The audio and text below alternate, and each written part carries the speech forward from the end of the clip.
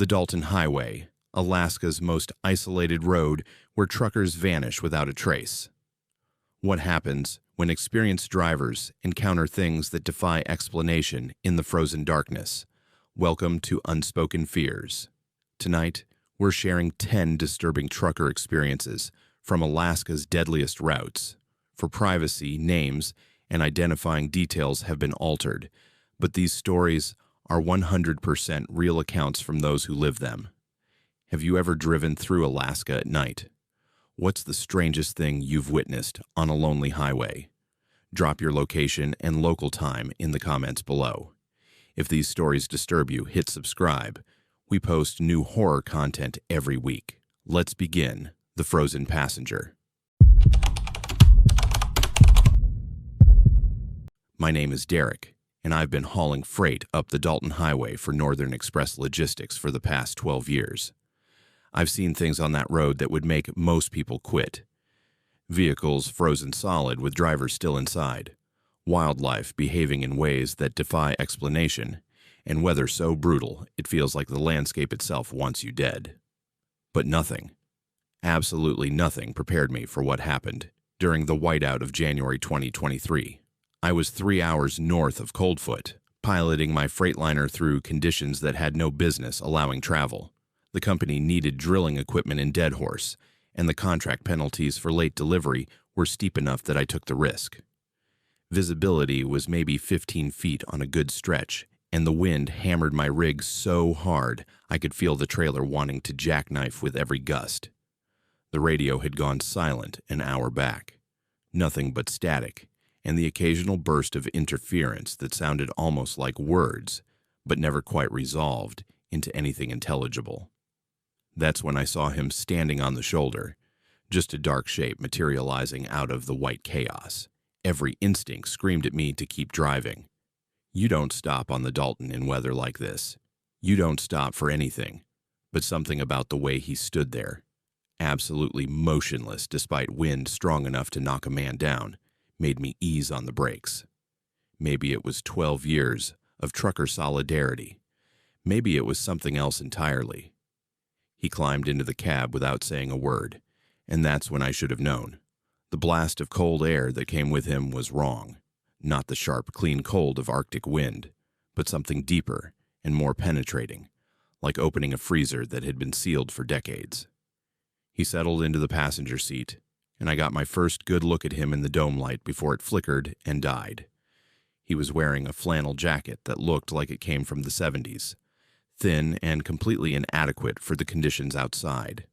His hair was dark, his face angular, and when he turned to look at me, I saw his eyes were a pale, washed-out blue that seemed to catch the dashboard lights in an odd way. "Appreciate the ride," he said, his voice carrying a strange echo in the confined space. "Been waiting a long time." I nodded and got the rig moving again, fighting the wheel as the wind tried to shove us into the ditch. The heater was running full blast, but the cab felt colder than it had before he got in. I cranked it higher, hearing the fan motor strain. "Where you headed?" I asked, more out of habit than genuine curiosity. "North," he said simply. "Always north." We drove in silence for maybe 20 minutes, and that's when I started noticing the details. Small things at first. The way he sat perfectly still, not adjusting his position or bracing against the rough road like a normal passenger would. The way his chest didn't seem to move with breathing. Most telling of all, every time I exhaled, I could see my breath fogging in the frigid cab air. But when he spoke, there was nothing. No vapor, no visible breath at all. But here's where it gets truly terrifying. I realized I couldn't feel my fingers anymore, even with the heater roaring, and frost was creeping across the inside of the windshield despite the defrost running at maximum. "You haul this route often?" he asked, and his voice had that same hollow quality, like it was coming from somewhere far away. 12 years, I said, my own voice sounding thin. Know every mile marker, every turn. 12 years, he repeated, and something in his tone made my skin crawl. I knew this road too. Used to run it back in '76, before they even finished paving most of it. Hauled equipment for the pipeline construction. Best money I ever made. I glanced at him, doing the math. That would make him at least 70 if he'd been driving professionally back then. He didn't look a day over 40. Long time ago, I managed. February 12th, 1977, he said, and his voice had taken on a dreamy quality. That was the day. Coldest winter in Alaska history. I was hauling drill bits, same as you've got back there. Funny coincidence, isn't it? I hadn't told him what I was carrying. The manifest was locked in my logbook, and the trailer was unmarked. How did you... I started, but he continued as if I hadn't spoken. I picked up a hitchhiker that night. Young kid, maybe 19, standing out in weather that should have killed him. I stopped because I thought nobody should be out in conditions like that. Because I thought I was doing the right thing. He turned to look at me fully, and in the green glow of the dashboard, I saw his skin had a grayish tint, with tiny ice crystals forming along his jawline. Do you know what hypothermia does to judgment, Derek? How it makes you confused, makes you do things that don't make sense. I never told you my name, I whispered. The kid I picked up, he started talking about how cold it was. Kept saying he couldn't feel his hands, his feet, couldn't feel anything. I had the heater cranked all the way up, just like you do now, but he kept getting colder.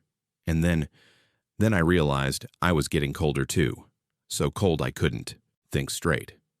Cold enough that when he suggested I stop and rest, when he said we should turn off the engine to save fuel, it seemed to make perfect sense. My hands were shaking on the wheel now, though whether from fear or the unnatural cold, I couldn't say. The temperature gauge on my dash read -40 and dropping, impossible with the heater running. Frost was spreading across every surface inside the cab, crystalline patterns growing faster than they should.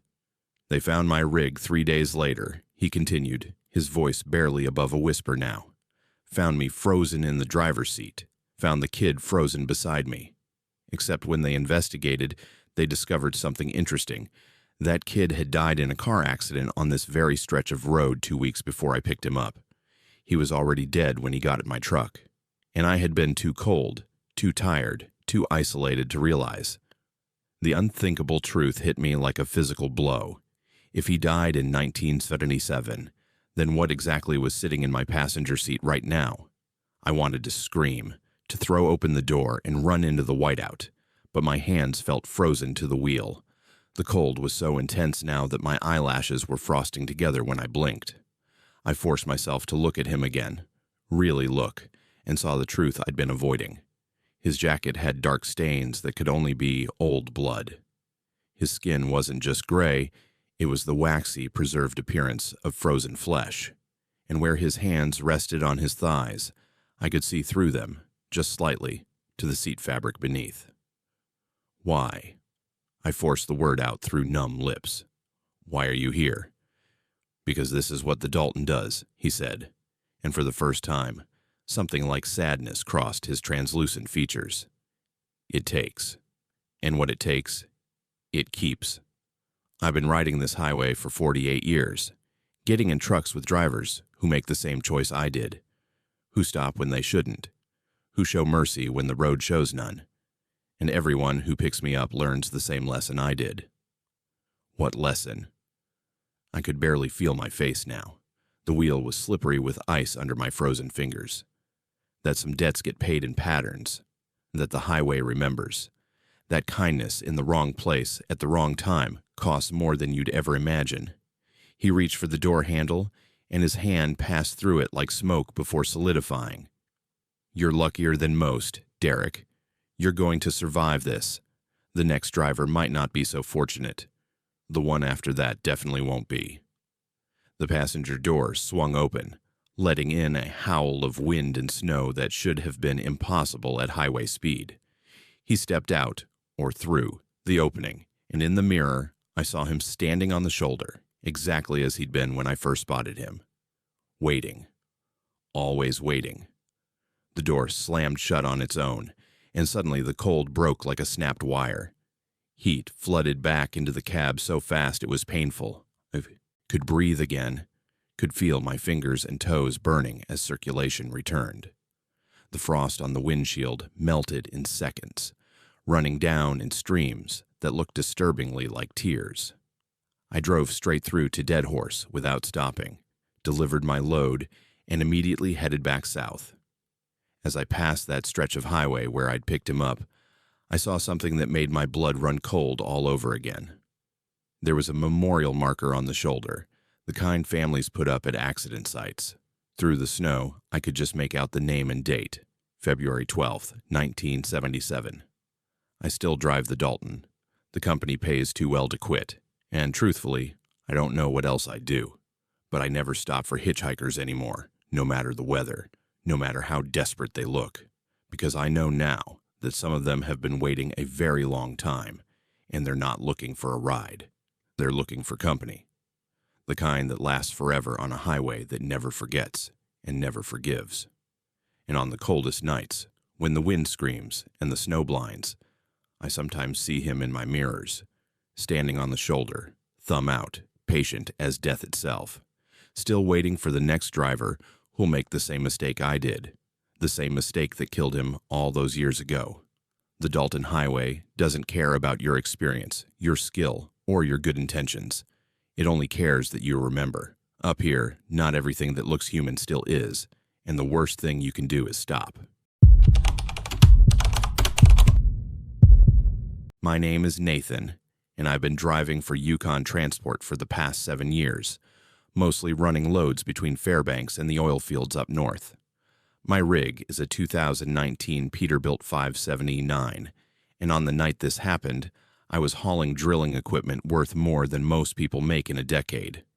The Dalton Highway at 2 a.m. is about as lonely as Earth gets. Just you, your headlights, and maybe 3 or 4 other truckers spread across 415 miles of frozen nothing.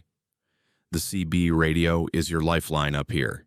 It's how you know about road conditions, accidents, wildlife on the highway, and most importantly, it's how you remember you're not completely alone. Channel 19 is Trucker Central, and on a normal night, you'll hear the usual chatter. Guys complaining about dispatch, sharing information about which truck stops still have hot coffee, warning each other about state troopers running radar. That night started normal enough.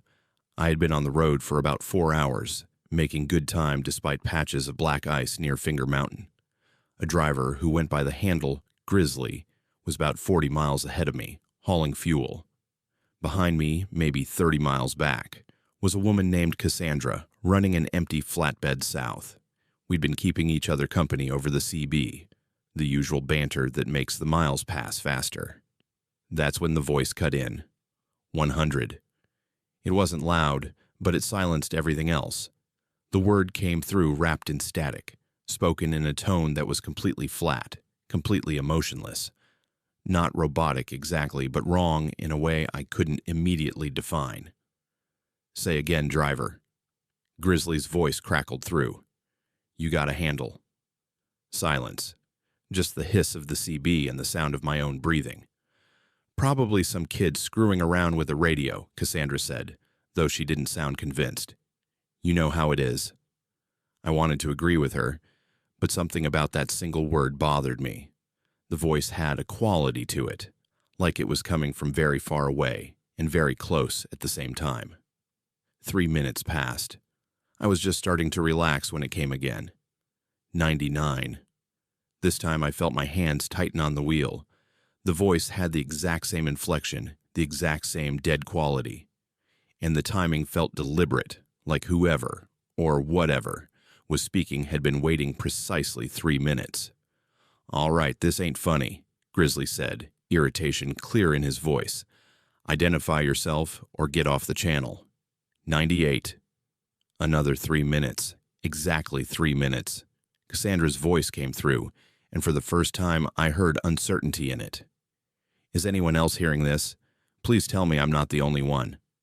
I hear it, I said, finally breaking my silence. Started at 100, counting down. 97. And that's when the real terror began, because I checked my odometer and realized that with each number, I was traveling exactly 1/10 of a mile, as if something was measuring my precise location. This is messed up, Grizzly said. I'm switching to channel 21. I reached for my CB dial, ready to follow his lead, but my hand stopped halfway there. Something made me hesitate. Some instinct I couldn't name. I left it on 19. Grizzly, you copy on 21. Cassandra's voice came through, still on the original channel. No response. Grizzly, you there? She sounded worried now. Nothing. Just static. And then right on schedule. 96. Nathan, switch to 21, Cassandra urged. Maybe the signal's better there. No, I heard myself say. Don't switch channels. I think that's what it wants. What are you talking about? What wants? I couldn't answer because I didn't know, but every instinct I'd developed over 7 years of driving this highway was screaming at me to stay on channel 19, to keep listening, no matter how much I wanted to stop. 95. Grizzly, please respond, Cassandra called, her voice rising. This isn't funny anymore. We waited through the next 3-minute interval in tense silence. When the voice said 94, there was still no word from Grizzly. I'm going to try my cell phone, Cassandra said. I heard the frustration in her voice, the edge of real fear. Maybe I can reach him that way. 93. My dashboard clock had become an object of horrible fascination. I found myself watching the seconds tick down, knowing exactly when the next number would come. 3 minutes. Always 3 minutes. The precision was inhuman. Nathan, my phone's not working, Cassandra said, and now she wasn't hiding her fear at all. No signal. But that doesn't make sense. I had 2 bars just 10 minutes ago. 92. I grabbed my own phone from the mount. She was right. 0 bars. I was in a stretch where I usually had decent coverage, but the signal indicator showed nothing. Stay on the channel, I said, trying to keep my voice steady. Don't switch. Don't turn off your CB. I think as long as we're listening, we're okay. Okay? Grizzly's gone. He's not responding on any channel. 91. The countdown had taken on a rhythm that matched my heartbeat, and I realized with growing horror that I was starting to anticipate each number, my entire body tensing 3 seconds before the voice would speak. Miles passed. The voice continued its relentless countdown. Somewhere around 87, I passed a fuel truck parked on the shoulder, hazards on. Grizzly's truck. I recognized the company logo. Cassandra, I just passed Grizzly's rig. It's on the side of the road. Is he... Can you see him? I stared at the truck in my mirrors as it disappeared into the darkness. The cab had been dark. No movement. No sign of life. I can't stop, I said, and hated myself for it. I can't stop the truck. 86. Another driver's voice broke through, someone I didn't recognize. What the hell is going on? Who's counting? I just started hearing this at 79. Don't switch channels, I said immediately. Stay on 19. Trust me. Why? What happens if I switch? 85. Cassandra answered before I could. A driver switched channels at 96. We haven't heard from him since. His truck is abandoned on the highway. The new driver, he said his handle was Kodiak, went quiet for a moment. Then, this is insane. I'm calling the state police. No signal, I told him. Phones are dead. 84. How long does this go on? Kodiak asked, and I could hear him trying to stay calm, trying to apply logic to something that had none. Started at 100, Cassandra said. It's been almost an hour. The countdown continued. At 73, another voice joined the channel, panicked and young. Please, someone help me. I don't know what's happening. The numbers. I can't stop hearing the numbers. Stay calm, I said, though I felt anything but calm myself. Keep listening. Don't switch channels. Don't turn off your radio. 72. What happens at 0? The young driver asked, his voice cracking. What happens when it reaches 0? None of us had an answer. At 68, Kodiak broke. I heard the desperation in his voice when he said, I can't do this. I can't just sit here and listen to this. I'm shutting it off. Don't, Cassandra and I yelled simultaneously. But we heard the click of his radio being switched off, unmistakable even through the static. 67. Kodiak. Kodiak, turn your radio back on, Cassandra pleaded. Silence. He was gone. 66. At that moment, I understood the terrible truth. We weren't listening to a countdown. We were participating in it. And every number brought us closer to something that had been waiting on this highway long before any of us were born. The young driver was crying now, trying to muffle the sound but failing. I want to go home. I just want to go home. What's your name? I asked, trying to give him something human to focus on. Riley, he managed. I've only been driving for 6 months. This is my first winter run. 65. Listen to me, Riley. Keep your eyes on the road, keep driving. We're going to get through this. But I didn't know if I believed that. With each descending number, the static on the CB was getting heavier, more aggressive. And underneath it, I was starting to hear something else. Whispers, maybe, or voices so distorted they couldn't quite form words. At 52, Cassandra said something that made my blood run cold. Nathan, I can see headlights behind me. They've been maintaining the exact same distance for the last 20 miles. Not getting closer, not falling back, just there. 51. Can you see the truck? Can you make out what kind? No, the lights are too bright, too white. They don't look like normal headlights. Riley's voice came through, high and tight with terror. There are lights ahead of me, too. I thought it was another trucker, but they're not moving like a truck. They're not moving like anything. 50. Halfway.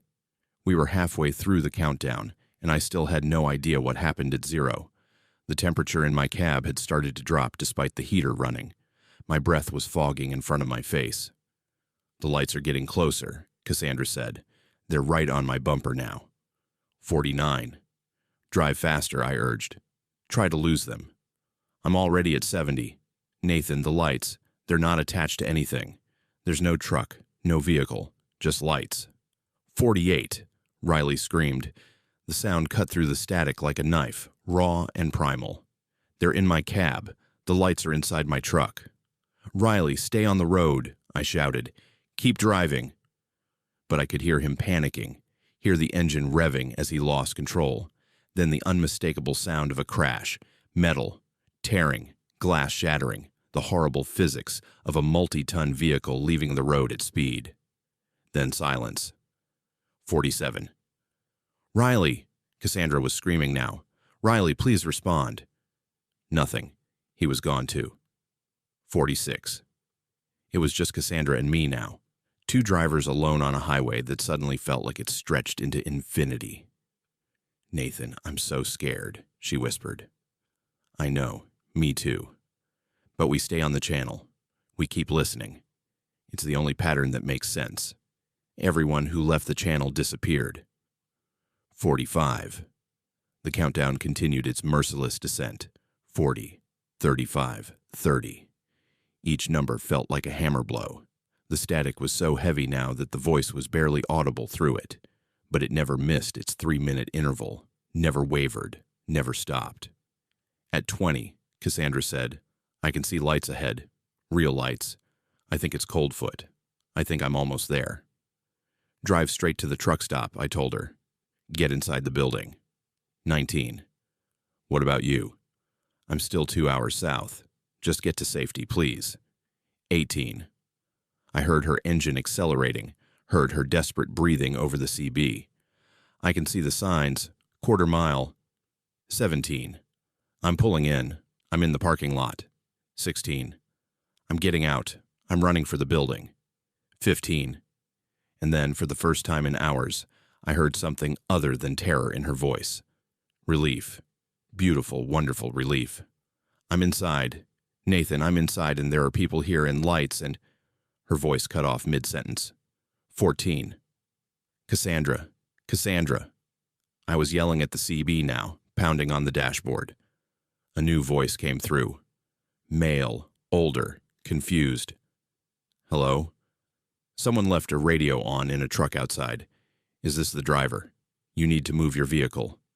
13. The man's voice changed. What was that? Is someone... Static consumed the channel, and his voice disappeared. 12. I was alone now. Completely alone. The only one left who'd heard the countdown from 100. My hands were shaking so badly I could barely hold the wheel. The horrible realization crashed over me like ice water. I was the only one who'd stayed on the channel for every single number, and whatever was counting down wasn't measuring time or distance. It was measuring me. 11. The lights of my truck started to flicker. The dashboard dimmed, brightened, dimmed again. 10. My engine began to sputter. The Peterbilt had never given me a moment's trouble in all the years I'd driven it, but now it was dying. 9. I could see something in my mirrors. Not headlights. Something worse. A darkness that was somehow darker than the night around it, moving up the road behind me. 8. The CB was screaming with static now, a sound like 1,000 voices all trying to speak at once. 7. My truck was rolling to a stop. I couldn't prevent it. The engine was dead. 6. I reached for the door handle, ready to run, ready to abandon everything. 5. My hand wouldn't move. I was paralyzed in the seat, forced to watch as the darkness in my mirrors grew closer. 4. The temperature plummeted. Ice formed on the inside of the windshield in crystalline patterns that looked almost like words. 3.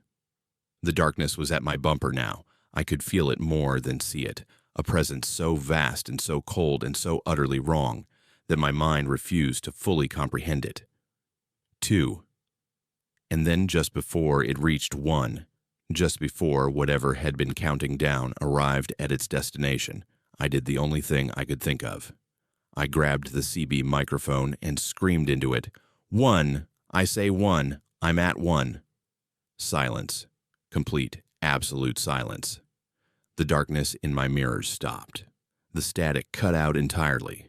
My engine turned over and caught, rumbling back to life. The ice on my windshield melted in seconds.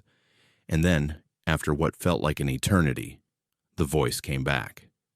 But this time, it sounded almost disappointed. 100. The countdown started over.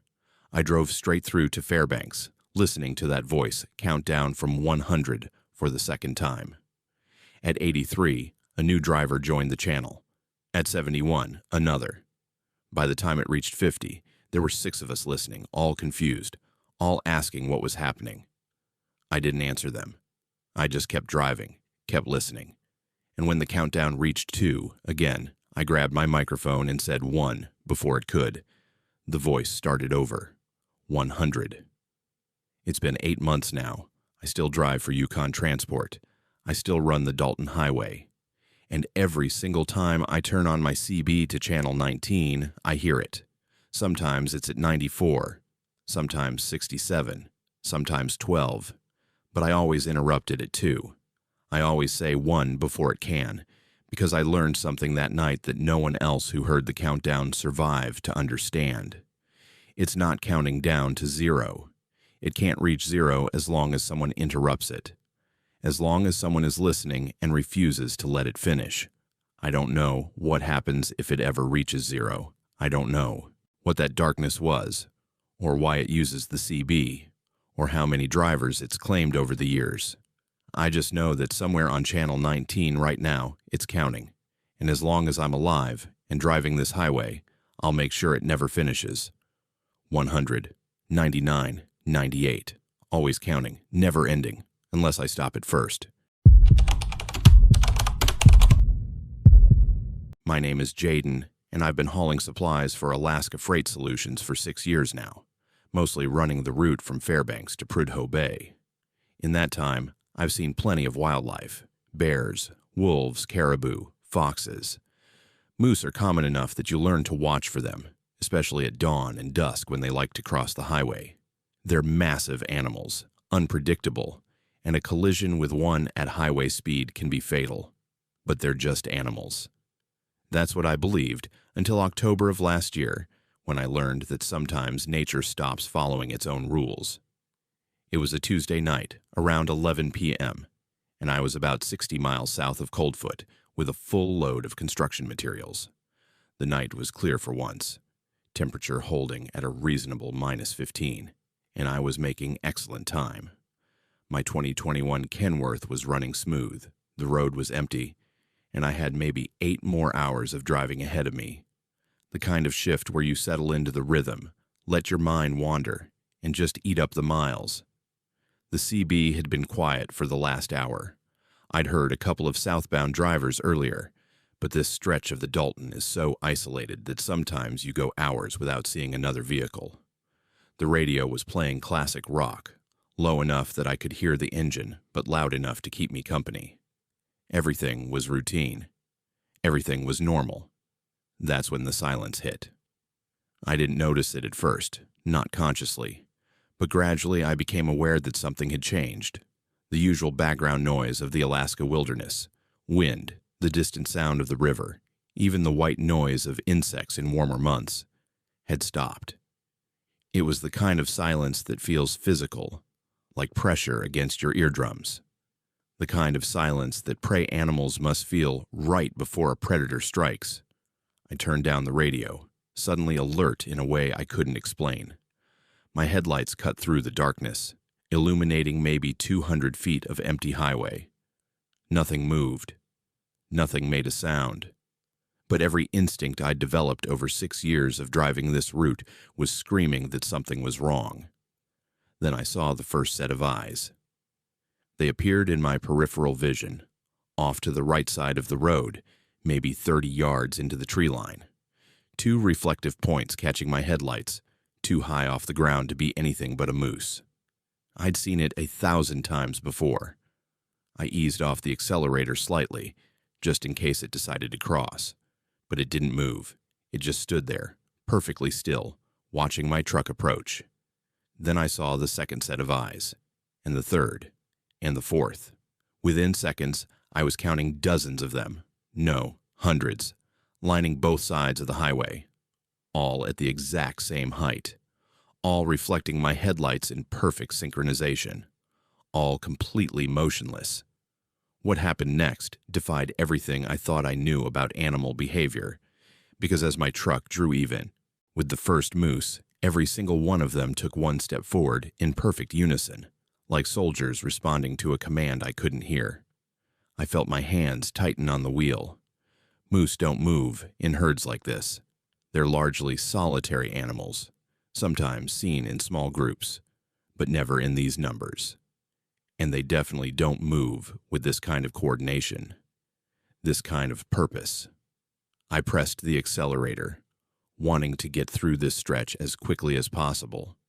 My speedometer climbed to 60, then 65. The moose kept pace. I could see them now in my headlights, massive bulls, their antlers like twisted crowns in the darkness, cows nearly as large, all moving parallel to my truck with an easy loping stride that should have been impossible to maintain at this speed. They weren't running. They were gliding, their movements too smooth, too fluid. And they were spreading out, forming a living corridor on both sides of my truck, boxing me in. I grabbed the CB microphone. "This is northbound Kenworth at mile marker 247. Anyone copy? I've got a wildlife situation here." Static. Pure static. My CB had been working fine 20 minutes ago. The moose were getting closer to the road now, narrowing the gap. I could see their breath in the cold air, great clouds of vapor that seemed to hang longer than it should before dissipating. Their eyes never blinked, never looked away from my truck. A bull stepped onto the highway ahead of me, moving with deliberate slowness. I hit the brakes, feeling the trailer sway slightly behind me. The bull stood in the center of my lane, massive head lowered, and for a moment I thought it was going to charge. But it didn't. It just stood there, forcing me to slow down, forcing me to crawl forward at maybe 20 miles per hour. More moose stepped onto the road behind it, then beside it. Within 30 seconds, the highway in front of me was completely blocked by a wall of animals, all standing shoulder to shoulder, all facing my truck. I brought the Kenworth to a complete stop. The moose behind me closed in, cutting off any possibility of backing up. I was surrounded by what had to be 300 or 400 animals, all standing in perfect formation, all absolutely silent. No sounds of hooves on pavement, no grunting or calling, just that terrible oppressive silence. Then, as one, they turned their heads to look at me. The coordination was impossible. Hundreds of animals moving with such precision that it looked choreographed. Their eyes caught my headlights, creating a constellation of reflected light in the darkness.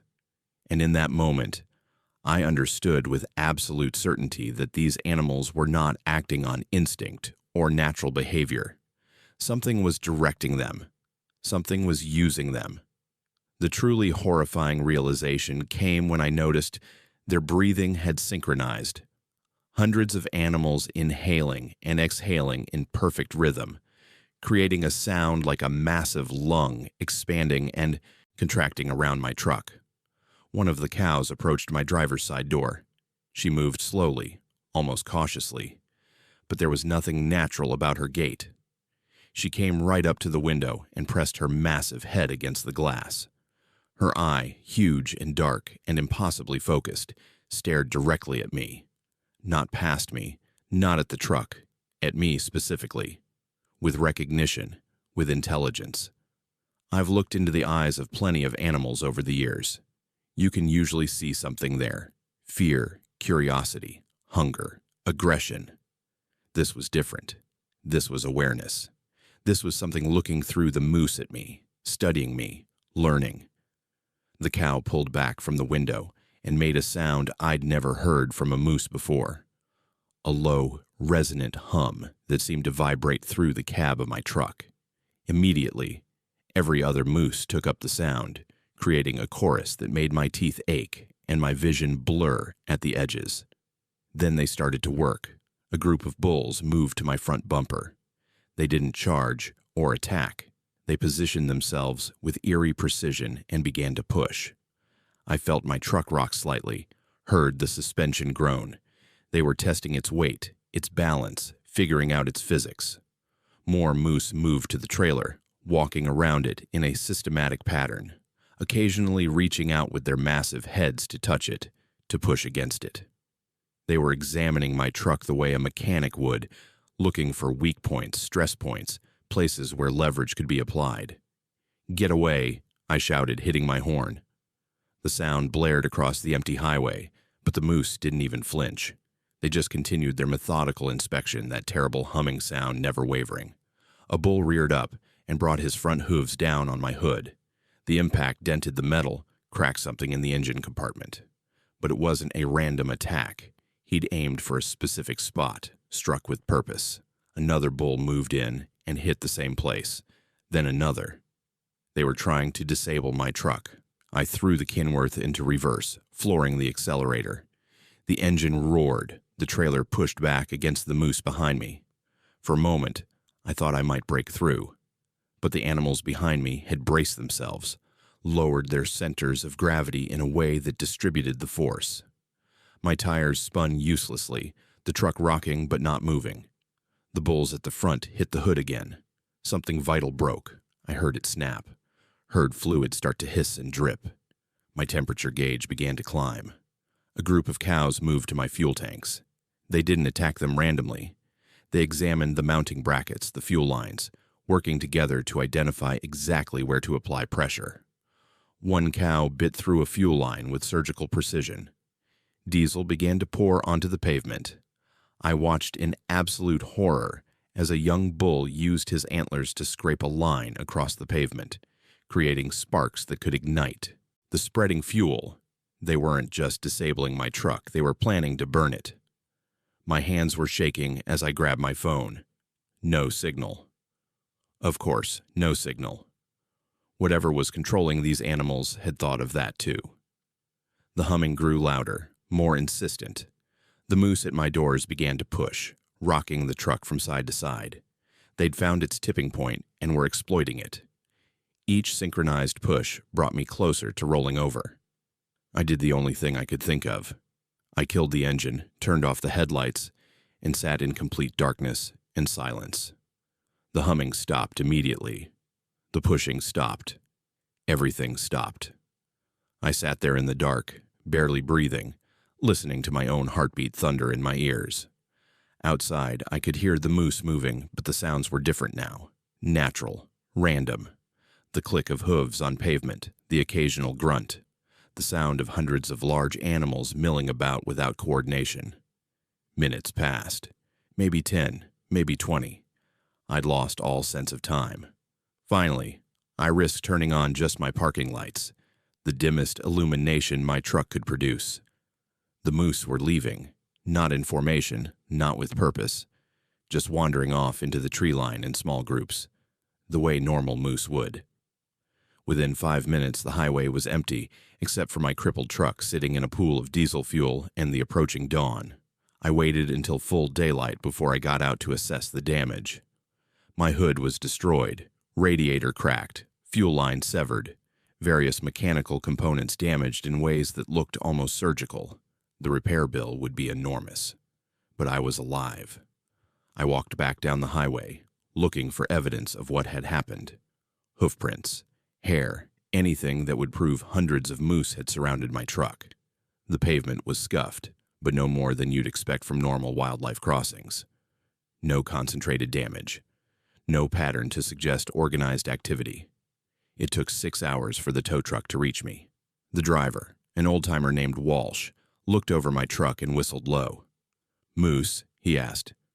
"Yeah," I said. "They can do some damage," he agreed, but his eyes were scanning the surrounding tree line with an expression I recognized, wariness mixed with something deeper. Fear, maybe, or respect for something he didn't want to name. "You ever hear of moose acting strange up here?" I asked. "Moving in big groups, coordinating?" Walsh was quiet for a long moment, hooking up my truck with practiced efficiency. Finally, he said, "My grandfather used to drive this route back in the 70s. He told stories about nights when the animals would gather. Said it happened maybe once every 10-20 years. Said the old Athabascan people had stories about it going back centuries. Times when the land itself would wake up and look around through whatever eyes it could borrow." "That's insane," I said. Walsh shrugged. "So's a few hundred moose, taking apart a truck like a pit crew. But here we are." Alaska Freight Solutions repaired my Kenworth, and I went back to driving. I still run the Prudhoe Bay route. I still see moose regularly. But now, whenever I spot one near the highway, I watch it more carefully. I watch how it moves, how it looks at my truck, whether its breathing matches the animals around it. Because I know now that sometimes they're just moose. Massive, unpredictable animals following their instincts.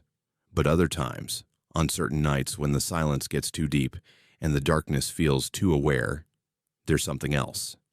Something that remembers we're guests in this landscape, not owners. Something that can organize, strategize, and teach us the difference between predator and prey. I carry extra fuel now, spare parts, tools for quick repairs, and most importantly, I never ever run this route with my headlights on full brightness during the quietest hours of the night. Because I learned that lesson the hard way. Sometimes the less you see, the less sees you back. The Dalton Highway has its own rules, older than anything we've built on it. And sometimes, just sometimes, it enforces them through eyes that reflect in your headlights and move with a purpose that has nothing to do with being an animal. Nothing to do with being natural at all. My name is Arena, and I've been driving trucks for 15 years, first with major carriers like Carlisle and Linden, then the last 3 years running independent routes in my 2017 Kenworth W900. I know the Alaska highway system like most people know their own neighborhood.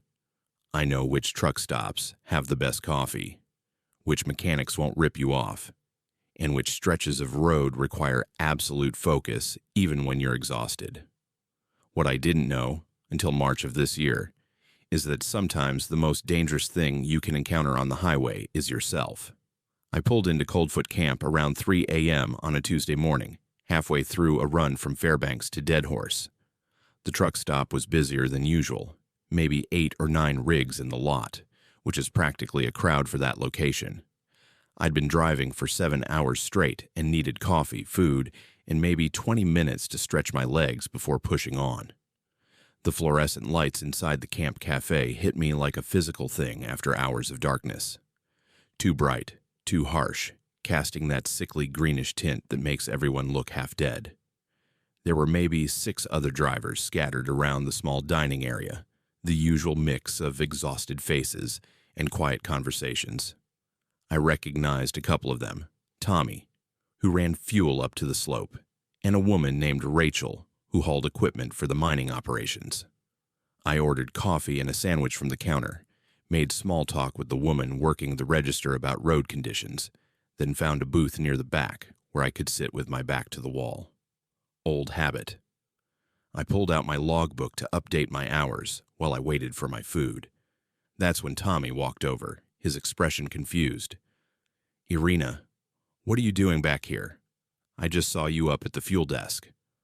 I looked up from my logbook. "What are you talking about? I just got here. Haven't been to the fuel desk yet." Tommy's confusion deepened. "No, I definitely just saw you. Couple minutes ago. You were talking to Rachel about some shipment delay." "Tommy, I've been sitting here since I walked in. You're tired. We're all tired." He shook his head slowly, that look on his face like he was trying to solve a puzzle that didn't have enough pieces. I could have sworn. But he trailed off and headed back to his table, glancing back at me twice with that same bewildered expression. I chalked it up to exhaustion. We all start seeing things when we've been on the road too long. But then Rachel approached my booth, and the look on her face made my stomach tighten. "Okay, what's the joke?" she asked, but there was no humor in her voice. "Why are you messing with everyone?" "What are you talking about?" "You and your twin, or sister, or whatever. That's not funny, Irina. Tommy's freaked out. And honestly, so am I. Rachel, I don't have a twin. I don't have a sister. I'm an only child." She stared at me for a long moment, then said slowly, "Then who the hell is standing at the fuel desk right now wearing your jacket in your face?" The world seemed to tilt sideways, and I felt something cold and wrong settle in my chest. Because I was wearing my jacket, the brown Carhartt with the torn left pocket and the oil stain on the sleeve, and I had been wearing it all night. I stood up fast enough to make the booth creak. "Show me." Rachel led me toward the front of the cafe where you could see through the glass partition into the fuel desk area. And there, standing with her back to us, filling out paperwork, was someone wearing a brown Carhartt jacket identical to mine. "See?" Rachel whispered. "I talked to her, to you, to whoever that is, just 5 minutes ago. She knew my name, knew about the shipment I was asking about, knew details about routes and companies that only someone who's been driving up here for years would know." The woman at the fuel desk turned around. I was looking at myself, not someone who resembled me, not a similar build or haircut. It was me, exact same features, same scar above my left eyebrow from a childhood accident, same nose that's slightly crooked from being broken twice, same tired eyes. She even had the small tattoo visible on her wrist, the compass rose I'd gotten 10 years ago in Anchorage. She saw me staring and smiled. Not a surprised smile, not a confused smile. A knowing smile, like she'd been expecting this. Then she turned back to her paperwork, as if seeing her exact double was the most natural thing in the world. "That's not possible," I heard myself say, but my voice sounded distant, disconnected. Tommy had joined us now, along with 2 other drivers.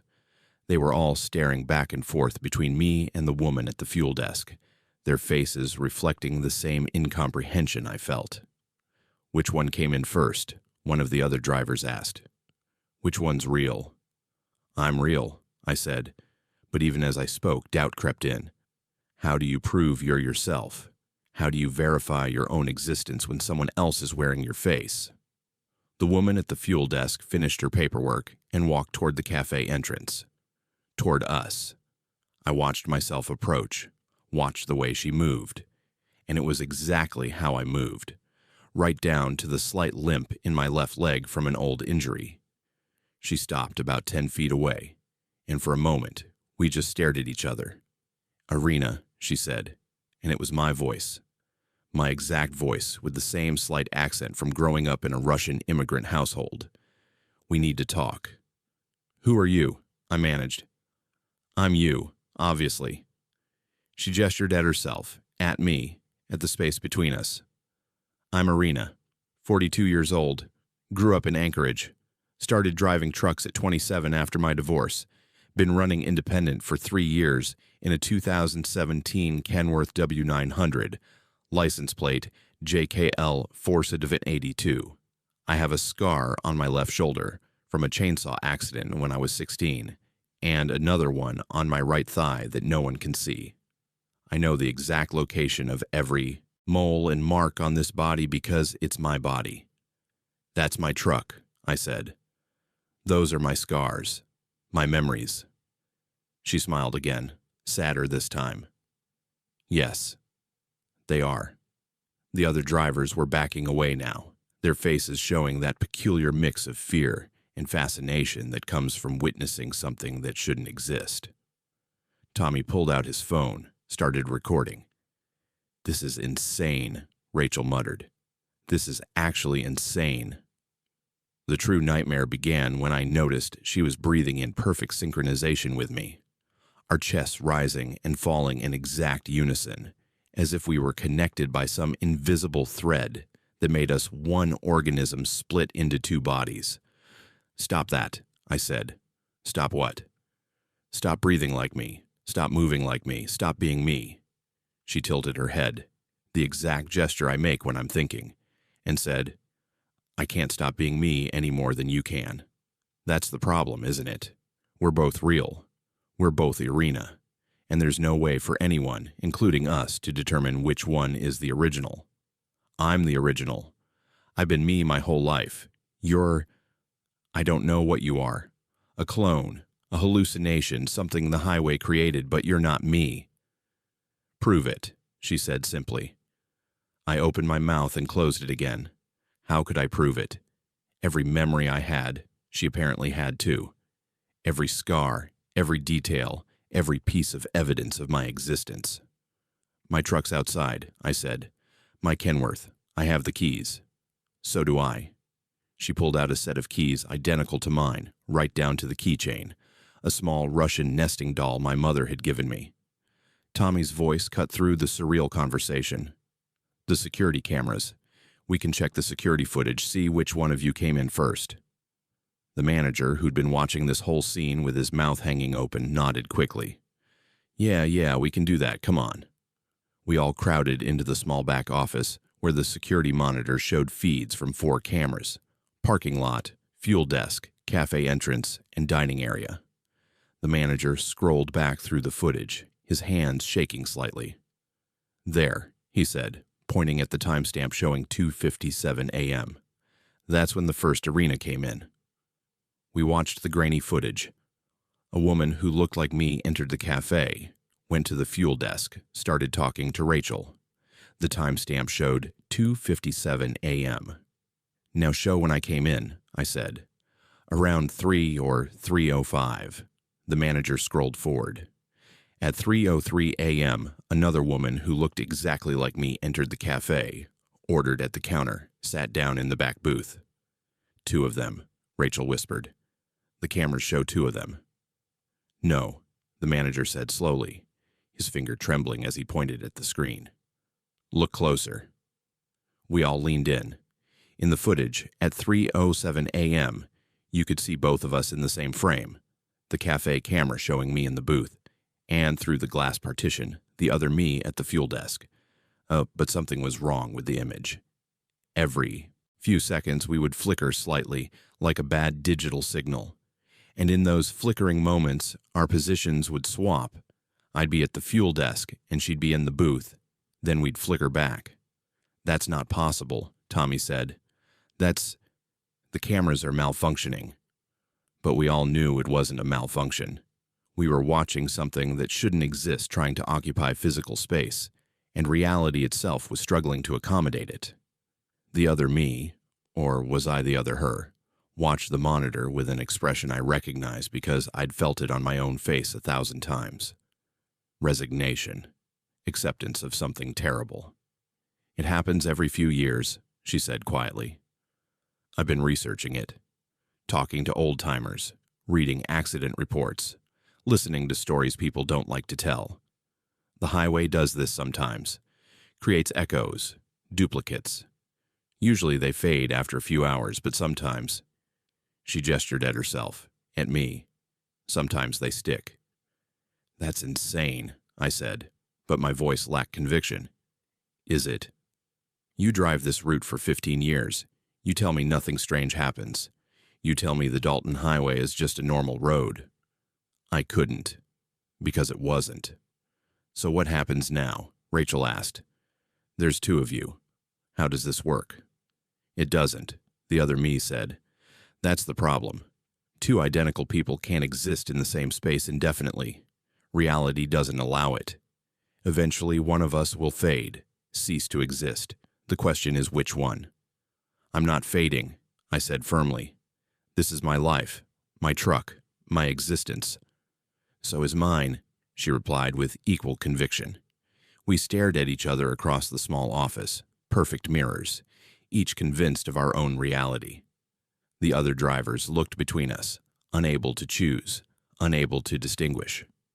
Tommy's phone rang, making everyone jump. He answered it, listened, then his face went pale. That was dispatch. They're asking why Irina's truck is heading north on the Dalton when she's supposed to be stopped at Coldfoot. My truck is in the parking lot, I said. So is mine, she said. We all rushed outside into the 3 a.m. darkness. The parking lot held 8 trucks. I walked straight to my Kenworth, the one I'd parked when I arrived. My keys fit the lock. My logbook was on the seat. My coffee mug was in the holder. She walked to a truck parked 3 spaces down. Identical Kenworth W900. Same company name. I'd painted on the door when I went independent. She opened it with her keys. Her logbook was on the seat. Her coffee mug was in the holder. This is impossible, I whispered.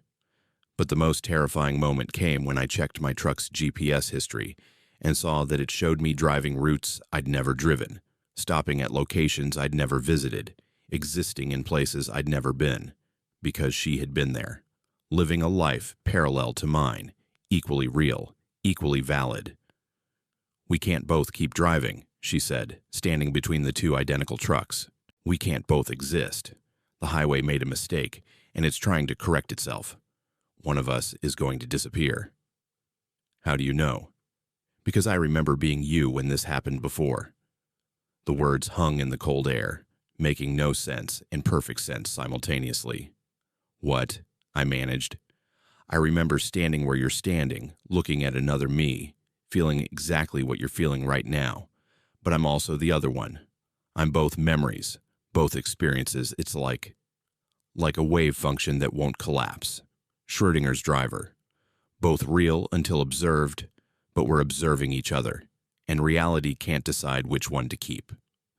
The other drivers had backed away, giving us space, their faces showing that they wanted no part of whatever was happening here. I'm not disappearing, I said again. Neither am I, she replied. We stood there in the parking lot as trucks came and went, as other drivers filled up and left, giving us wide berth and worried looks. Hours passed. Dawn came gray and cold, and we both remained solid, real, refusing to fade. Eventually, I got in my truck, or one of the trucks that believed it was mine, and drove north. She got in her truck and drove south. In my rearview mirror, I watched her taillights disappear and felt a profound sense of loss and relief. That was 3 months ago. I still drive the Dalton Highway. I still stop at Coldfoot Camp. And sometimes, other drivers tell me they saw me heading south when I was actually heading north, or that they had a conversation with me about things I don't remember discussing. I've stopped arguing with them, because I know now that somewhere out there, on these same highways, another me is driving. Another Irina with the same memories, same scars, same life. We're both real. We're both original. And neither of us knows which one is the echo.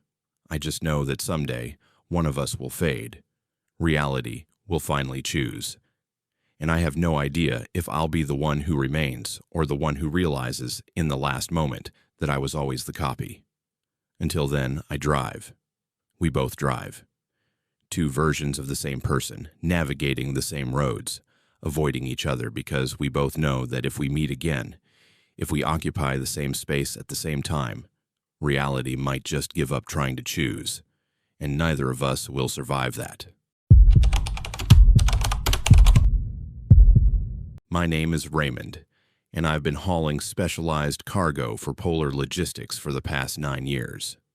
Most of that time, I've been the guy they call when they need something transported that requires discretion and a refrigerated trailer. Medical samples, research specimens, temperature-sensitive equipment. I've moved it all without asking questions. The pay is excellent, the routes are predictable, and I learned a long time ago that curiosity doesn't pay the bills. But last November, I picked up a load that taught me why some questions need to be asked, regardless of the consequences. The pickup location was a research station about 40 miles off the Dalton Highway, accessible only by a service road that barely qualified as drivable. My manifest listed the cargo as biological specimens, permafrost core samples with specific temperature requirements. Maintain at exactly minus 20 degrees Fahrenheit, no deviation allowed. The paperwork included a confidentiality agreement with penalty clauses that could bankrupt me, and a delivery deadline that required driving straight through to Fairbanks without stopping. I arrived at the station around 4 p.m., just as the November darkness was settling in. The facility looked deserted. Prefab buildings clustered around a central structure, minimal lighting, no vehicles except for a couple of snowmobiles. A man in a parka met me at the loading dock, his face hidden by a fur-lined hood. He didn't introduce himself. "You're late," he said, though I was actually 15 minutes early. "Road conditions," I replied neutrally. He gestured toward the dock where a sealed cargo container waited, maybe 8 feet long, 4 feet wide, 3 feet high. Heavy-duty construction with biohazard warnings and temperature monitoring equipment attached. "This needs to reach Fairbanks by 6 a.m. No stops, no delays, no opening the trailer for any reason." "Standard protocol," I said. "My rig maintains temp automatically. You'll have real-time monitoring through the tracking system." "Good." He helped me secure the container in my refrigerated trailer, his movements quick and nervous. When we finished, he pulled out a tablet and had me sign about 15 different forms, each one emphasizing the consequences of cargo compromise. "One more thing," he said as I was about to leave. "If you hear anything from the cargo, any sounds, any movement, that's normal. It's just the samples settling as they adjust to transport conditions. Don't worry about it. Don't investigate it. Just maintain temperature and keep driving." Something about the way he said it made my skin crawl. The practiced casualness of his tone doing nothing to hide the fear in his eyes. Like he was following a script written by someone who knew exactly what I was about to experience. "What kind of samples make noise?" I asked. "The kind you're being paid extremely well not to worry about. Drive safe." He turned and walked back into the research station, without another word. I fired up my 2020 Freightliner and headed back toward the highway, the refrigeration unit humming steadily behind me. The temperature gauge showed minus 20 exactly. Everything was running perfectly. I had maybe 7 hours of driving ahead of me, most of it through empty wilderness in the middle of the night. The first hour was uneventful. I kept the CB on low, listened to some music, and made good time despite patches of ice. The refrigeration unit maintained its steady rhythm, a sound I'd heard thousands of times before, reliable and almost comforting in its consistency. Then, about 90 minutes into the drive, I heard the first knock. Not a mechanical sound. Not something loose shifting in the trailer. A deliberate knock, like knuckles on wood. 3 beats. Pause. 3 beats again. I turned down the music, listening. The refrigeration unit hummed. The tires sang against the pavement. And then, clear as anything, knock, knock, knock. The researcher's words came back to me. If you hear anything from the cargo, that's normal. But it didn't feel normal. It felt intentional. I checked the temperature gauge. Still -20.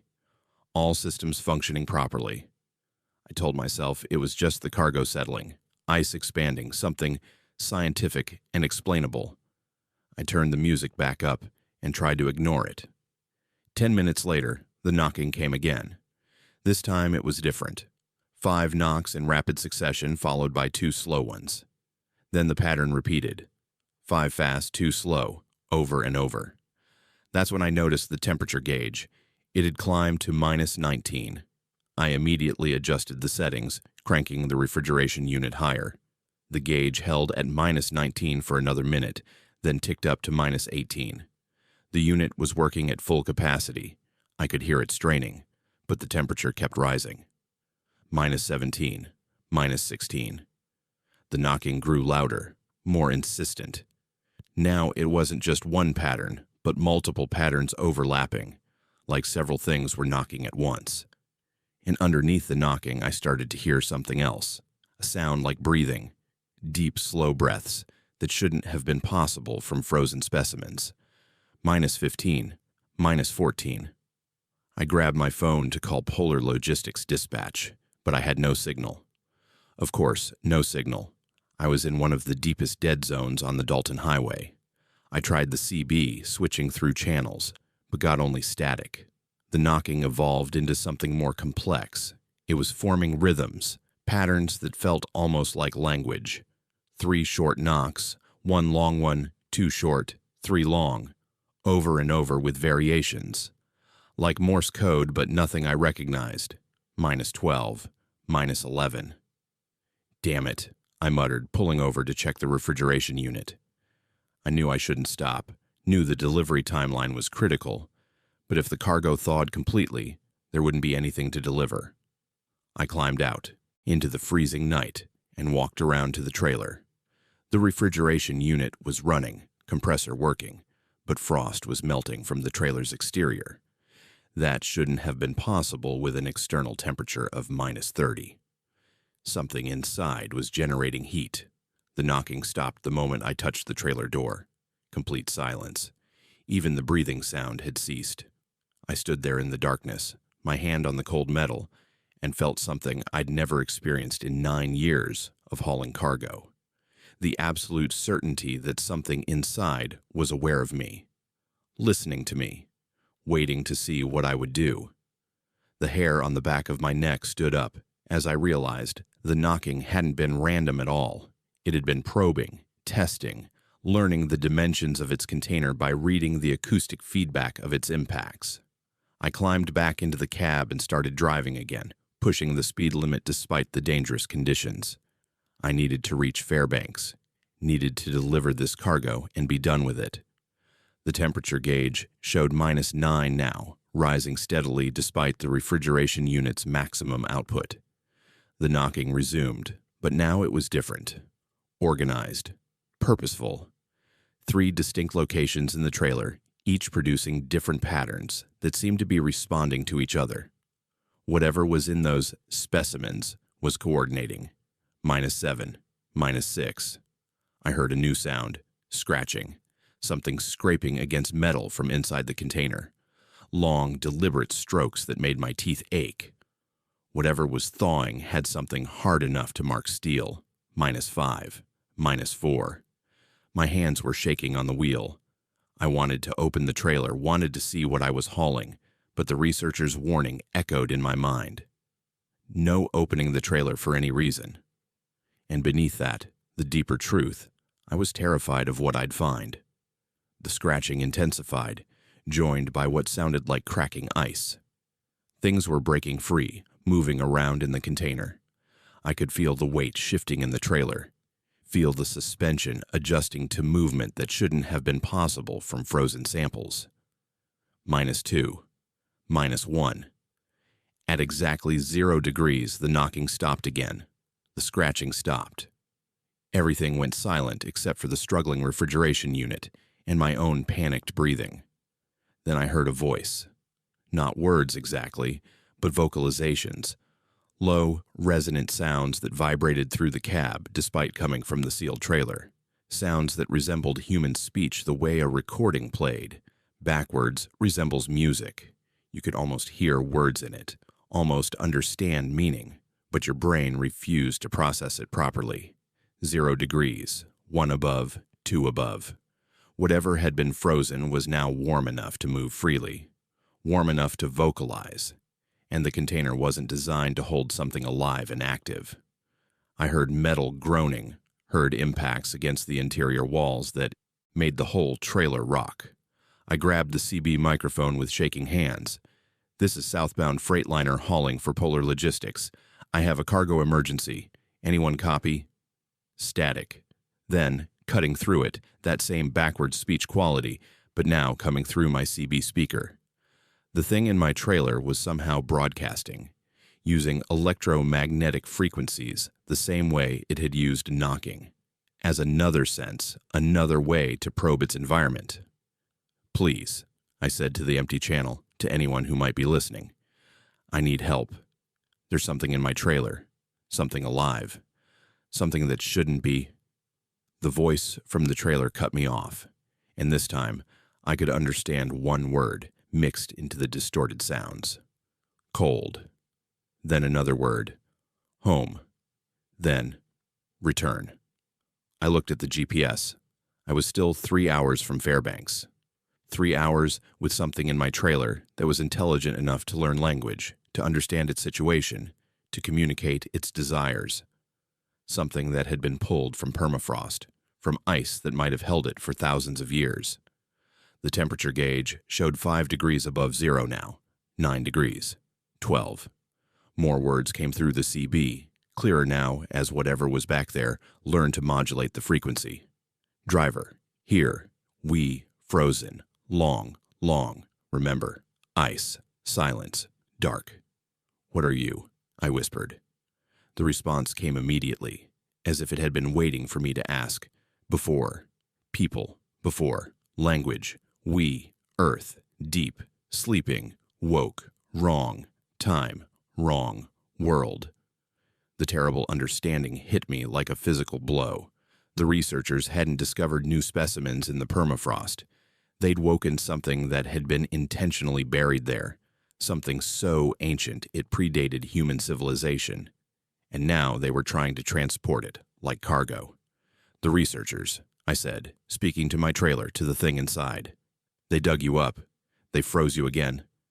Pain, needles, tests, samples, pieces taken. We, broken, 3, were, 6. Now, 3, remain.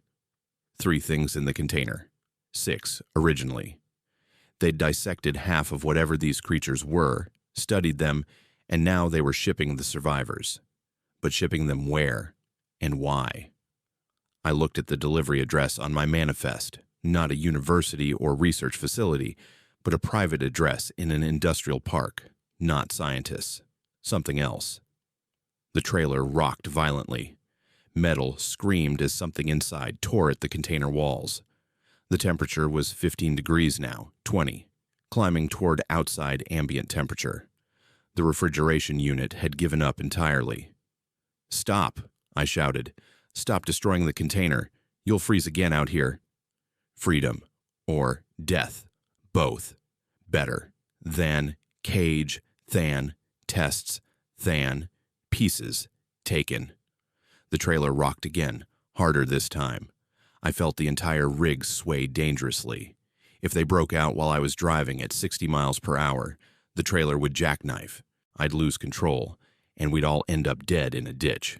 I made a decision that probably violated every contract I'd ever signed and might very well ruin me. I pulled the Freightliner over to the side of the road, threw it in park, and sat there with my engine running, trying to think through impossible options. "If I let you out," I said to the CB, to the things in my trailer, "what happens?" Long silence then. "Run, hide, dig, deep, sleep, again, until, world, right, again, until, time, matches, memory. You'll freeze to death out there. It's minus 30.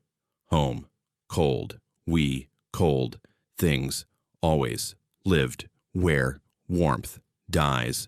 Another violent impact. I heard something crack. The container or the trailer wall, I couldn't tell which. Whatever decision I was going to make, I needed to make it now. I grabbed my phone. Still no signal. I couldn't call for instructions, couldn't get authorization, couldn't pass this decision to anyone else.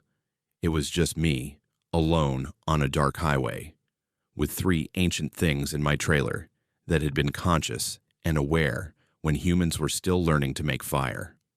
I thought about the researchers who'd found them, who'd known they were intelligent, aware, suffering, who'd packaged them anyway, wrote them up as specimens, and hired me to deliver them to whoever was willing to pay for something ripped from permafrost and violated by science. I climbed out of the cab and walked back to the trailer. My hands were steady now, decision made. I opened the rear doors. The container inside had been torn open from within.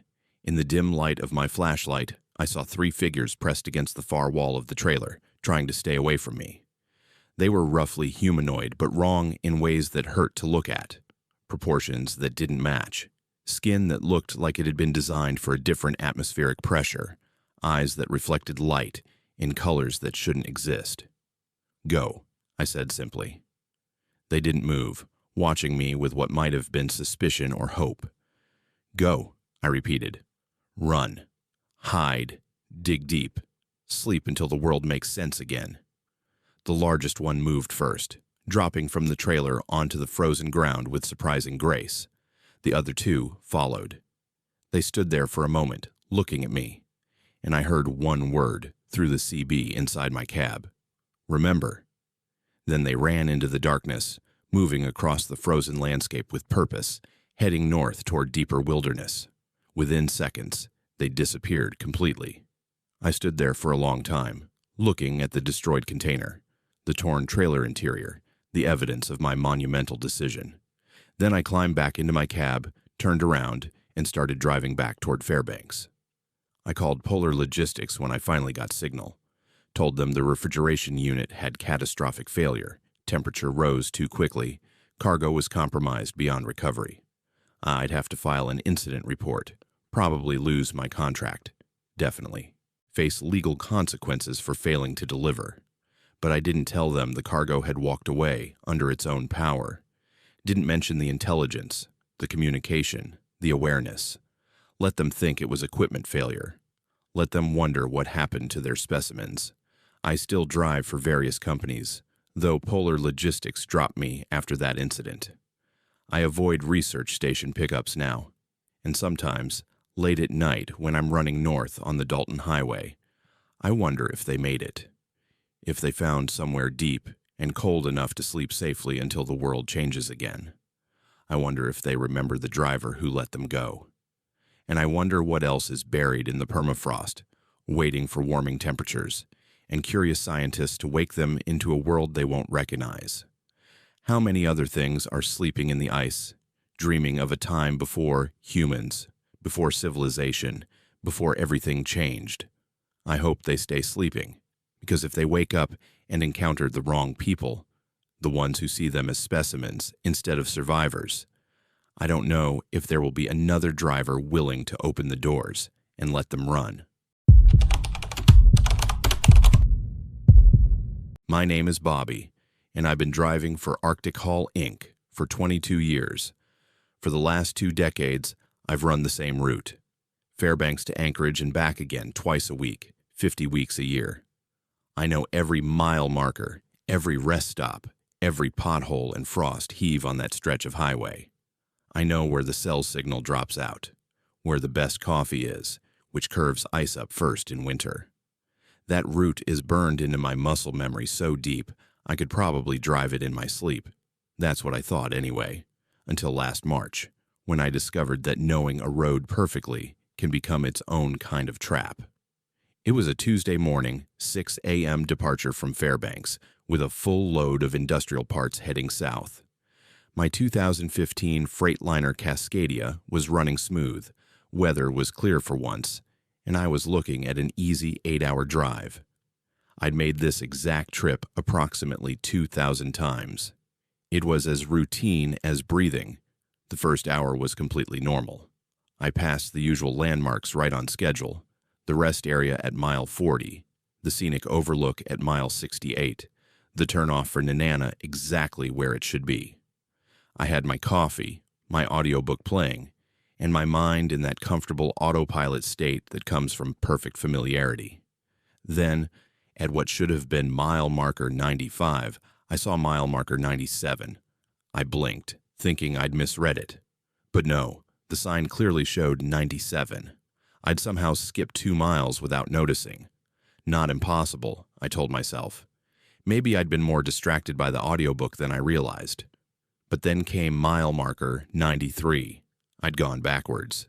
That wasn't possible unless I'd somehow turned around without knowing it, which was absurd.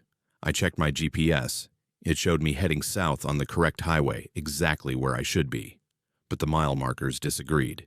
98, 101, 94, 17, 89. They were appearing in random order now, the numbers making no sense. And worse, the spacing was wrong. Mile markers should be obviously 1 mile apart, but I was seeing them every few hundred feet, or not for several miles, with no pattern I could identify. I slowed down, my hands tightening on the wheel. The highway still looked right. Same 2 lanes, same shoulders, same general terrain. But something was off, in a way I couldn't quite name. The light was wrong, maybe, or the angle of the road. Little things that my brain recognized but couldn't articulate. Then I saw the exit sign. Willow Creek, next right, services available. There is no town called Willow Creek on this highway. I would know. I've driven past every single exit for 20 years. But there was the sign, official-looking green and white, exactly like all the other highway signs. And sure enough, half a mile later, there was an exit ramp curving off to the right. My stomach dropped as I realized the truly terrifying thing. I had no memory of the last 20 miles of driving, no recollection of the landscape I just passed through, as if my mind had been somewhere else, while my body drove on autopilot through territory that shouldn't exist. I should have kept going, should have ignored the exit and pushed through to Anchorage. But 22 years of experience had taught me that when something feels wrong on the highway, you stop and assess. You don't push through situations you don't understand. So I took the exit. The off-ramp curved down into a small town that appeared with startling suddenness, like it had been hidden behind a curtain that only became visible once I'd committed to leaving the highway. Main Street, gas station, diner, a few shops, the kind of tiny Alaska highway town that exists primarily to service travelers. Except this town didn't exist. Couldn't exist. I would have driven through it 1,000 times if it did. I pulled into the gas station, more to collect my thoughts than because I needed fuel. The station looked authentic. Old-style pumps, a small convenience store, prices posted on plastic numbers that you had to change by hand. But something about it felt like a stage set. Too perfect. Too deliberately small-town Alaska. An attendant came out as I was parking. He was maybe 60, wearing coveralls and a friendly smile. "Fill her up?" he asked. "Just stopping to check my route," I said carefully. "Can you tell me how far to Anchorage from here?" He scratched his head. "Anchorage? You mean the tent city up north? That's got to be, 150 miles or so." Tent city. Anchorage hasn't been a tent city since the early 1900s. "I mean Anchorage," I said slowly. "The city. Population 300,000. His friendly expression didn't waver, but his eyes went slightly blank. "Don't know what you're talking about, friend. You feeling okay? Want some coffee? Martha makes a mean pot inside." I looked past him at the convenience store. Through the window, I could see old-style displays, products and packaging I didn't recognize, and on the wall, a calendar showing March 1985. "What year is it?" I asked, already knowing I wouldn't like the answer. 1985, same as yesterday," he said, and now his smile looked painted on. "You hit your head or something?" I got back in my truck without answering and pulled out of the gas station. The attendant watched me go, still smiling, not moving. In my rear view mirror, I saw him standing in exactly the same position, arms at his sides, face locked in that friendly expression, until I turned a corner and lost sight of him. The town's main street stretched ahead of me, longer than it should have been based on what I'd seen from the highway.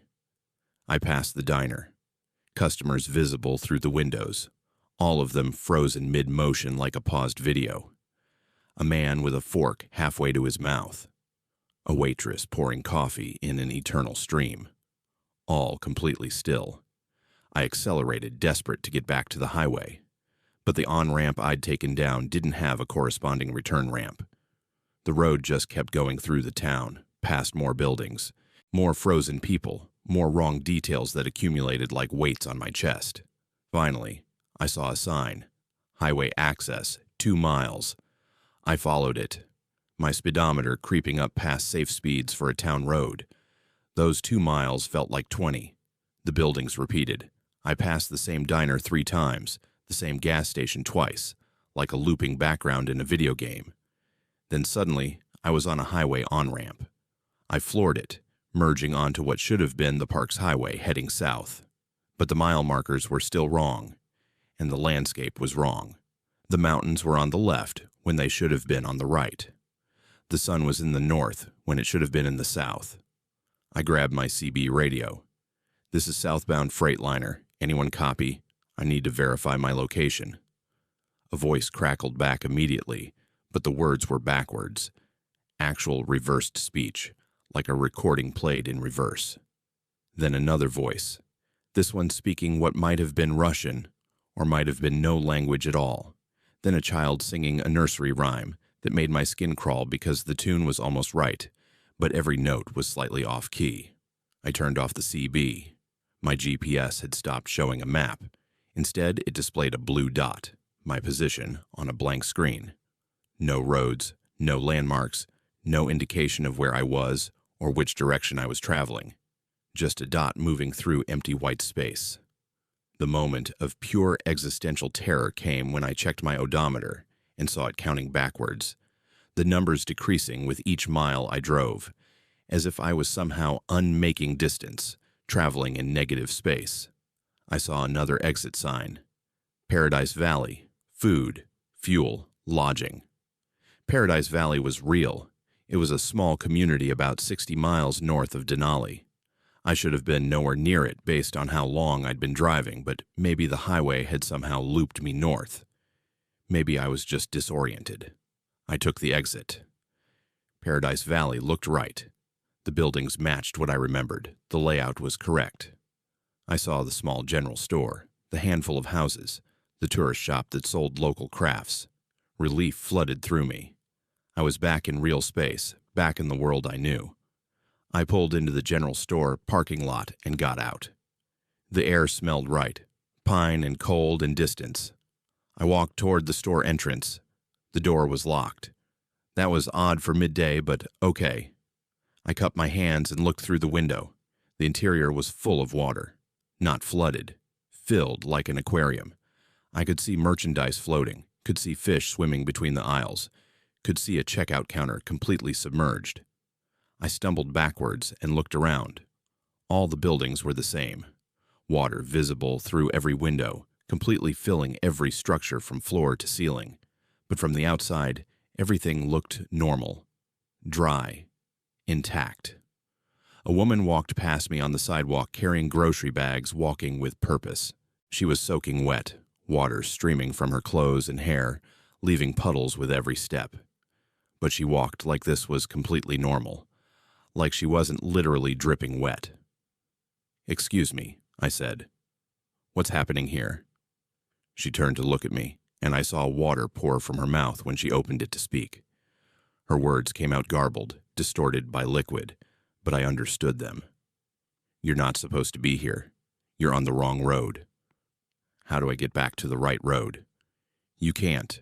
Once you're off route, you stay off. This is where wrong turns go. This is where the highway keeps its mistakes." She continued walking, water trailing behind her, and I ran back to my truck. I drove for hours after that, maybe longer. Time stopped making sense. The sun stayed in the same position in the sky. My fuel gauge never moved despite constant driving.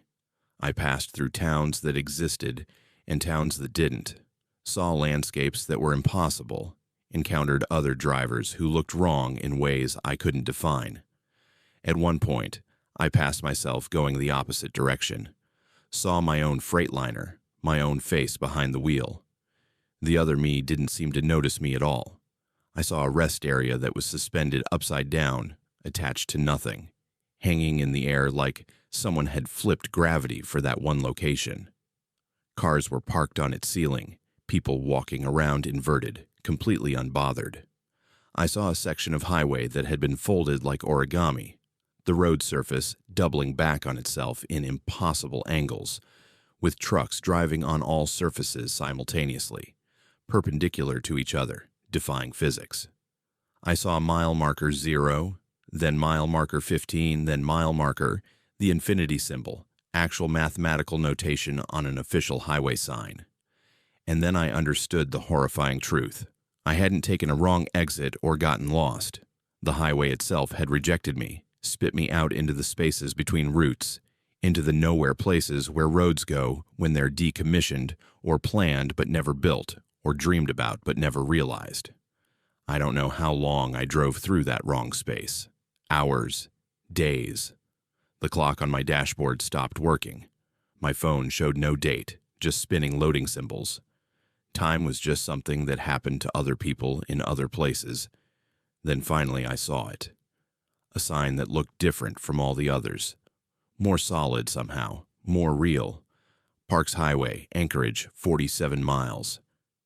I took that entrance ramp without hesitation. The highway felt different immediately. Real, solid. The mile markers were in correct sequential order. The landscape matched my memory. My GPS flickered back to life, showing actual roads, actual locations. My phone displayed the correct date and time. I'd been gone for 16 hours. I completed the delivery to Anchorage. My dispatcher was angry about the delay, threatened to dock my pay, but I barely heard him. I was too busy trying to process what had happened, trying to fit an impossible experience into a framework that made sense. That was 8 months ago. I handed in my resignation to Arctic Hall, Inc. the following week. After 22 years, I walked away. They were confused. I had seniority, good pay, benefits. But I couldn't explain that the route I knew better than my own home had become something I couldn't trust. That my expertise had become dangerous. That knowing a road too well might be exactly what makes it turn on you. I work local deliveries now in Fairbanks. Short routes, city streets, roads I can see end to end. I don't do highway runs anymore. Don't do long hauls. Don't spend hours in that hypnotic state where the road becomes automatic and your mind wanders. Because I learned that highways are living things in their own way.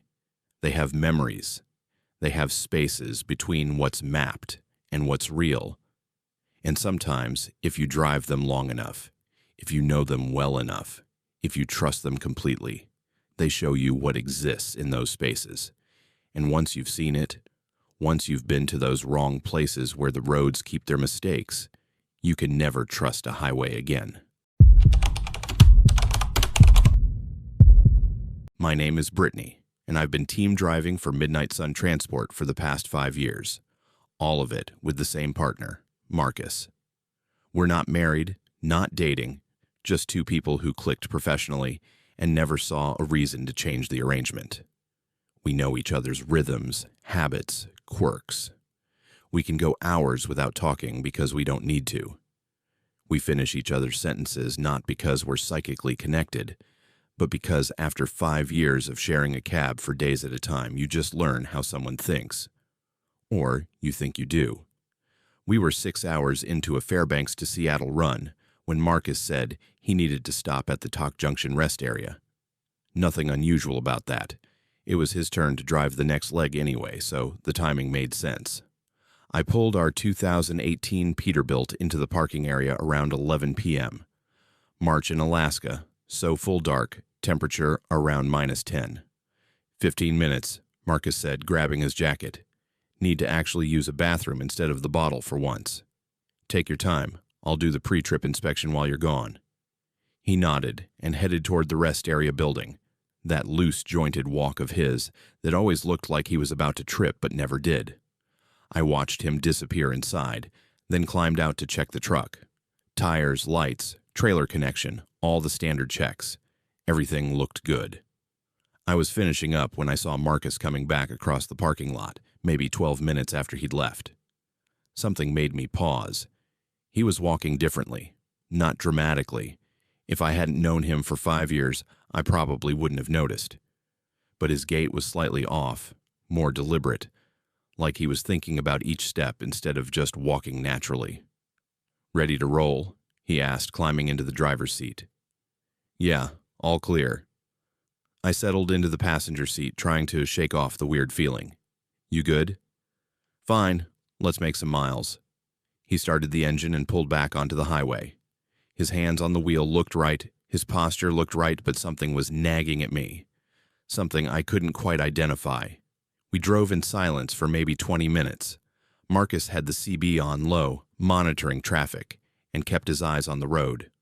All completely normal. Exactly what he always did. But it felt like a performance.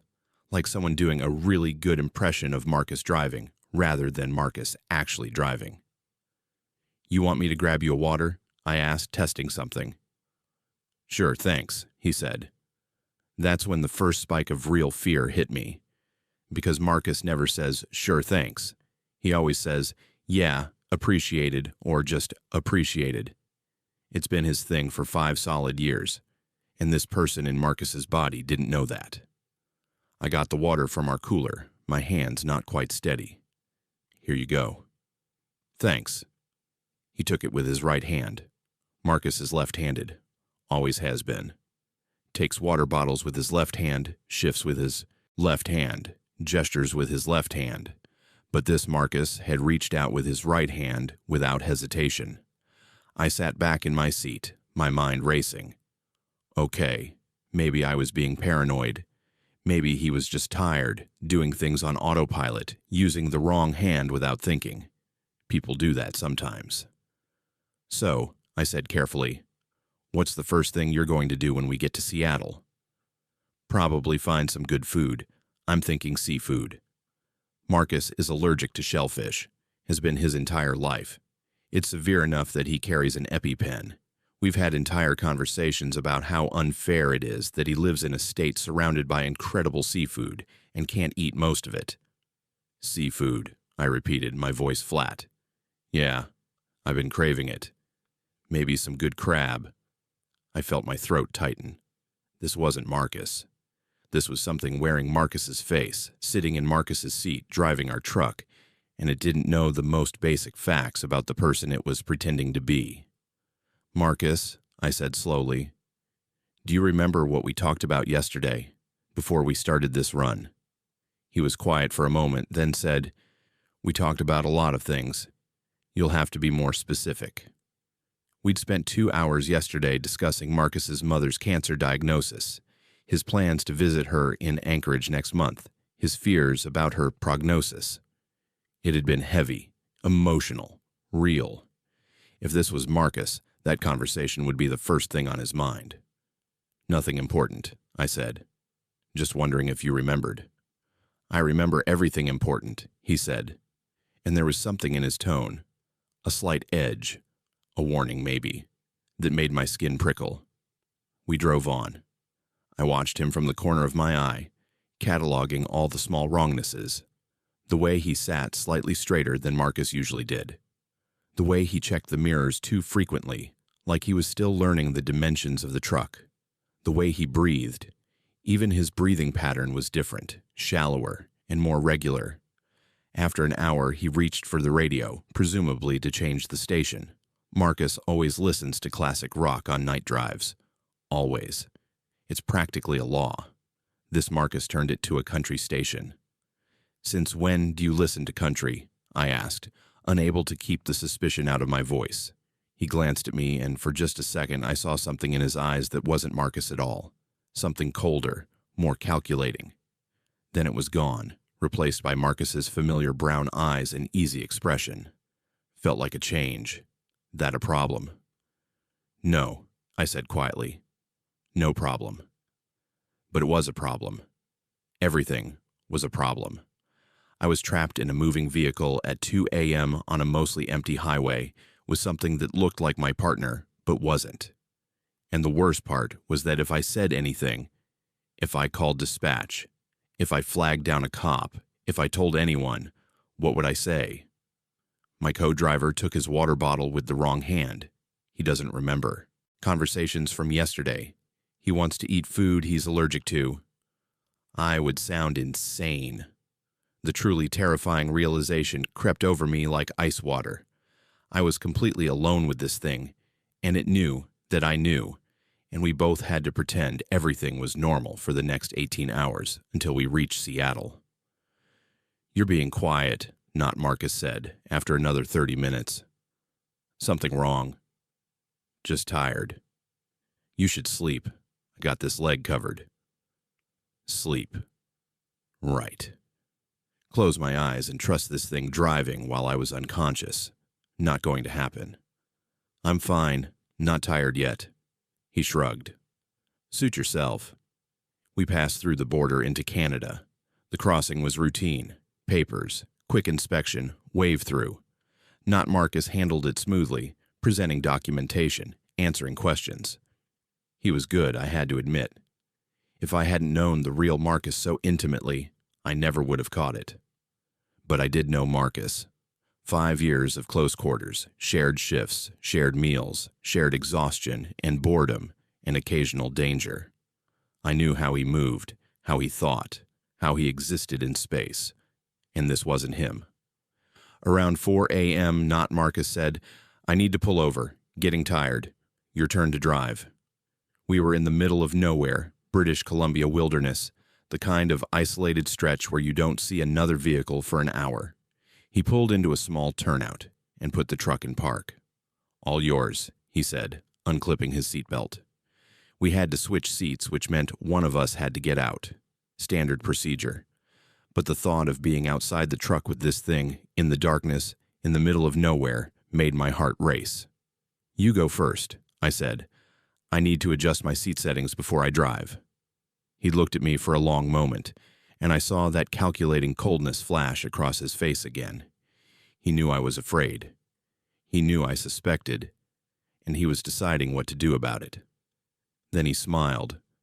Marcus's smile, but not quite right, like someone had learned it from photographs. Sure thing. He climbed out of the driver's side.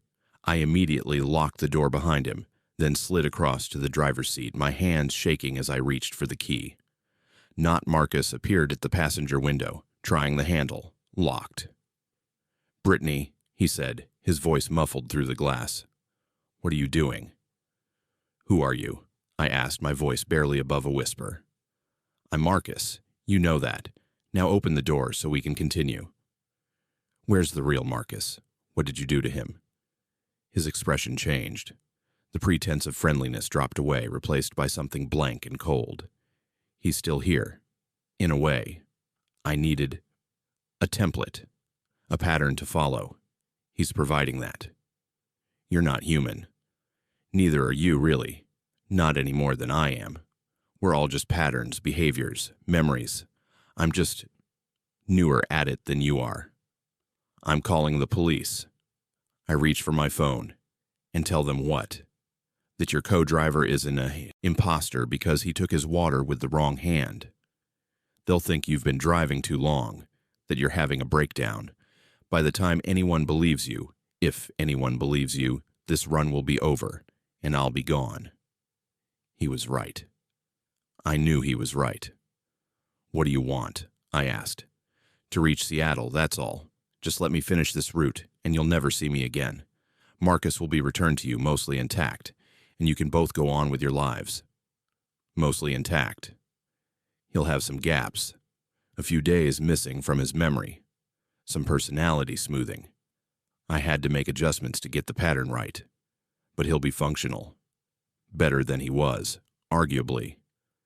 Let him go right now, or I'm driving this truck to the nearest police station. Not Marcus tilted his head, studying me through the window. You won't do that. You need this job. You can't afford the questions, the delays, the potential loss of your CDL while they investigate. And besides, he tapped the window gently. I can be patient. You'll have to come out eventually. Or let me in. We have a schedule to keep after all. We stared at each other through the glass. I was trying to think, trying to figure out what to do. I had a truck full of cargo, a schedule, a reputation, a career. And I had something wearing my partner's face, telling me that if I just played along, everything would be fine. I didn't believe him, but I also didn't see another option. Slowly, I unlocked the door. Not Marcus climbed in, settling into the passenger seat with that too deliberate carefulness. "Thank you," he said. That was sensible.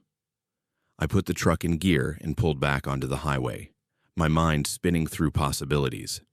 We were maybe 14 hours from Seattle, 14 hours alone with this thing, pretending everything was normal, waiting to see if he would keep his word about returning Marcus. "For what it's worth," Not Marcus said quietly. "I'm sorry this frightened you. It wasn't meant to be traumatic. I'm just traveling." Your partner offered an opportunity. He was alone in that rest area bathroom, vulnerable, open. I stepped in. Temporary arrangement. You're a parasite. I'm a traveler. There's a difference. Parasites destroy their hosts. I'm just borrowing. Does Marcus know? Is he conscious in there? In a way, he's observing, learning things about himself he didn't know. It's not entirely unpleasant for him, I don't think. I drove through the darkness, through the wilderness, with this thing wearing my partner's face beside me. We didn't talk much after that. What was there to say? The hours crawled past. Dawn came gray and cold. We crossed back into Alaska, then later into the Yukon. Traffic picked up slightly as we got closer to major routes. Every passing vehicle felt like a missed opportunity to signal for help, but signal what? How? Around 6 p.m., with Seattle just 2 hours away, Not Marcus spoke again. "I'll leave him at the delivery point. He'll wake up confused but whole. You can tell him he had some kind of episode, that he lost time. He'll believe that more easily than the truth." "How do I know you'll keep your word?" "You don't. But I will. I'm done with this pattern now. I've learned what I needed. Time to move on." We reached the delivery warehouse in Seattle at 8:30 p.m., right on schedule. I backed the truck up to the loading dock, my movements mechanical, automatic. Not Marcus sat beside me, silent now, his eyes closed. Then, between one breath and the next, he slumped in his seat. I grabbed his shoulder. "Marcus, Marcus." His eyes opened, and they were Marcus's eyes again, confused and disoriented. "What? Where are we?" "Seattle. We just arrived. Do you remember the drive?" He frowned, rubbing his face. "I remember stopping at Talk Junction. I needed to use the bathroom. And then, nothing. Did I fall asleep? Did you drive the whole way?" I looked at him carefully, checking all those small details I'd cataloged. The way he sat, that was Marcus. The way he held his head, Marcus. When I handed him a water bottle, he took it with his left hand. "Yeah," I said finally. "You were exhausted, slept most of the way. How do you feel?" "Weird, fuzzy, like I'm missing something." He looked at me with concern. "Are you okay? You look like you've seen a ghost." "Long drive," I managed. "Let's get unloaded and find a hotel." We completed the delivery, checked into separate rooms at a truck stop hotel, and agreed to head back to Alaska the next day. Marcus seemed fine, tired, slightly confused about the time gap, but fundamentally himself. I lay in my hotel room that night staring at the ceiling, trying to process what had happened, trying to decide if I should tell him, trying to figure out if I could even prove it had been real. The next morning, Marcus was waiting at breakfast, and he greeted me with, "Yeah, appreciated," when I poured him coffee. Left-handed. All the small details correct. We drove back to Alaska together. I watched him constantly for the first few days, checking, verifying, making sure. But it was Marcus. Really Marcus. Whatever had borrowed him had kept its word and left. We never spoke about those lost 2 days. He assumed he'd had some kind of exhaustion-induced blackout. I let him believe it. What else could I do? But I ended our partnership 3 months later. Told him I needed to go solo for a while, needed a change. He was hurt, confused, but he didn't push. Because I couldn't do it anymore. Couldn't share a cab with him. Couldn't trust that he was really him. Couldn't stop checking every gesture and word against my memory of the real Marcus. The intimacy that had made us such good partners had become poisoned. I knew him too well, and that knowledge had turned into a weapon I couldn't put down. I went solo after that, stopped team driving entirely. It's lonely, exhausting, less efficient, but at least when I'm alone in my cab, I know exactly who I'm with. And I never use that rest area at Talk Junction anymore. I drive past it without stopping, watching in my mirrors to see if anyone else pulls in, wondering if something is waiting there, patient and cold, looking for the next vulnerable person to borrow, the next pattern to learn, the next life to step into and wear like a coat until it's time to move on. My name is Nolan, and I've been hauling fuel for remote energy services for 8 years, running specialized tankers to off-grid facilities across the Arctic. It's dangerous work, one mistake with a fuel load, and you're a fireball on the evening news. But the pay compensates for the risk.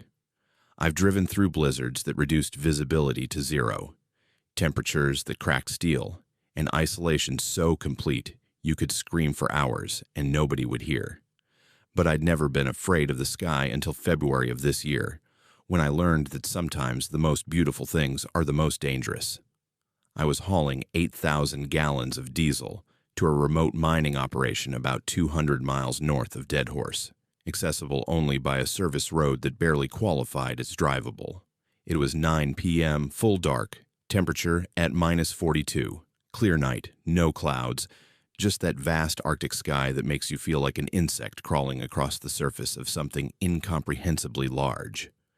The northern lights appeared around 9:30. I'd seen them thousands of times before. It's impossible to drive in the Arctic for 8 years and not become familiar with Aurora Borealis. Usually they're green, sometimes red or purple, shifting curtains of light that dance across the sky. Beautiful, sure, but common enough that after a while you stop paying attention.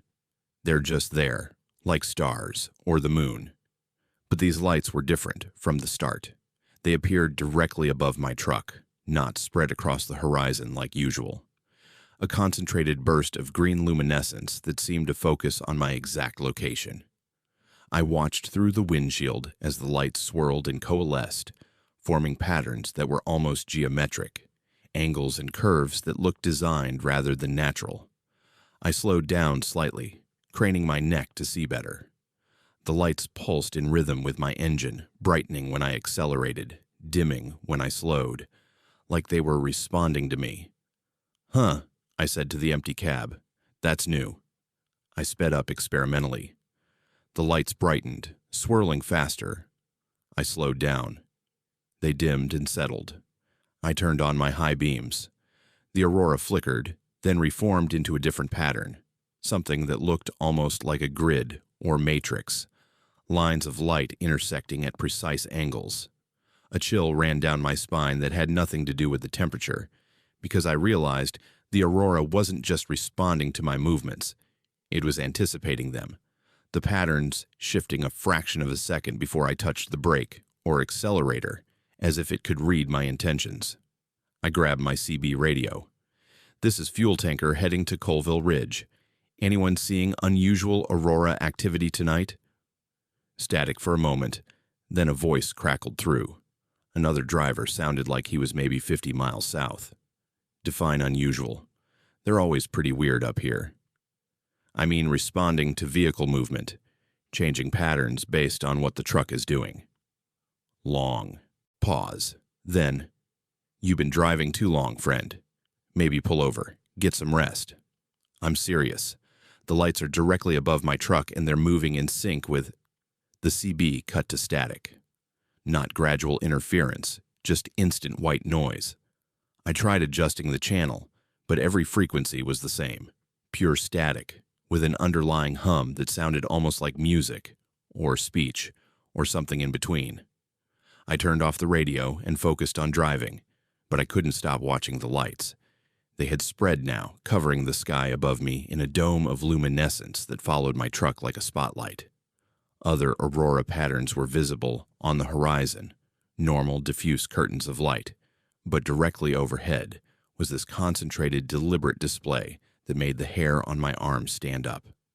The patterns started becoming more complex, not just geometric shapes anymore, but forms that suggested depth, dimension, structures that seemed to exist in more than 3 axes. My brain couldn't quite process what I was seeing. The lights would form something that looked like a cube, but with too many sides, or a sphere that somehow contained itself recursively. Impossible geometries that hurt to look at, but were too fascinating to ignore. I checked my GPS, still showing my position correctly, route projected normally. But when I looked at the sky and tried to navigate by stars, like my grandfather taught me, nothing made sense. The constellations were wrong, or in the wrong positions, or I'd forgotten everything I'd ever learned about celestial navigation. The lights began to pulse in a rhythm that wasn't random. 3 long pulses, 2 short, 1 long, pause, repeat, over and over. It felt like communication, like someone tapping out Morse code in the sky. But I didn't know Morse code well enough to translate, and the pattern didn't quite match what little I remembered. I wanted to stop, wanted to pull over and wait for this to pass, but I was hauling 8,000 gallons of volatile fuel on a road with no safe place to park. I had to keep moving, had to maintain momentum in case the engine failed in these temperatures. Stopping meant risk, so I drove, and the lights followed. Around 10:15, my headlights illuminated something on the side of the road. A vehicle, a pickup truck, doors open, engine still running based on the exhaust cloud, but no driver. No footprints in the snow leading away from it.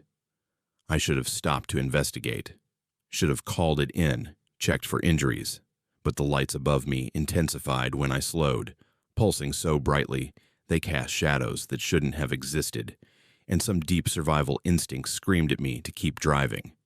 So I did. I passed the abandoned truck and kept going, watching it disappear in my mirrors, wondering what had happened to the driver. The lights began to descend. Not all of them. The aurora was still high in the sky, but tendrils of light started reaching down toward the ground, toward my truck. Specifically, they moved like living things, like serpents or tentacles, flowing through the air with purpose and intelligence. One tendril touched the hood of my tanker. Where it made contact, the metal began to frost over in intricate crystalline patterns that spread outward in fractal designs. The pattern looked organic and mathematical simultaneously, like someone had encoded an equation into ice. My breath caught in my throat as I understood the horrifying truth. The lights weren't natural phenomena at all. They were something observing, studying, cataloging every detail of my truck, and perhaps every truck that had ever driven beneath them. More tendrils descended, touching different parts of the vehicle. Each contact point created more frost patterns, more impossible geometries frozen into ice. I could feel the truck's temperature dropping despite the heater running full blast. The dashboard began to fog over with condensation that formed in those same fractal patterns. My phone rang. That shouldn't have been possible. I had no signal out here, hadn't had signal for the last hour.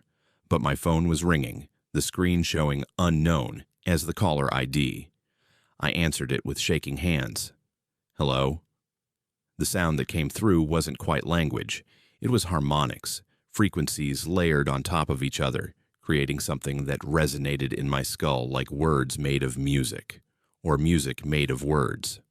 I couldn't understand it, but I could feel it trying to communicate, trying to establish a connection. I don't understand, I said. What do you want?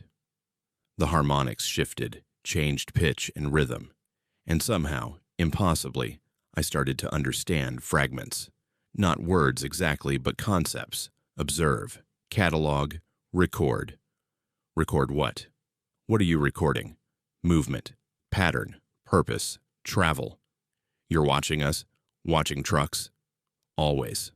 Watching, since, beginning, since, first, movement, across, ice. The lights above me swirled into a new formation, and suddenly I could see images in them, not projected onto the sky, but somehow visible within the light itself. Images of trucks crossing tundra, but the trucks were from different eras. Modern rigs, vehicles from the 70s, old supply trucks from even earlier, and further back, sleds pulled by dogs, people on foot, caribou migrations, all moving across the same landscape, all recorded somehow in the lights. How long have you been watching? Always. The tendril touching my hood withdrew, and the frost patterns it had created began to glow with their own light, pulsing in that same 3-2-1 rhythm. Other tendrils touched my trailer, my wheels, my exhaust stack. Each contact created more patterns, more glowing symbols that I couldn't read but somehow felt significant. What happens to the drivers who stop? I asked, thinking of that abandoned pickup truck. The ones who go missing. The harmonics changed to something that might have been sadness, or might have been nothing at all. I was projecting human emotions onto something utterly inhuman. Some stop, some stay, some join, pattern. Join the pattern?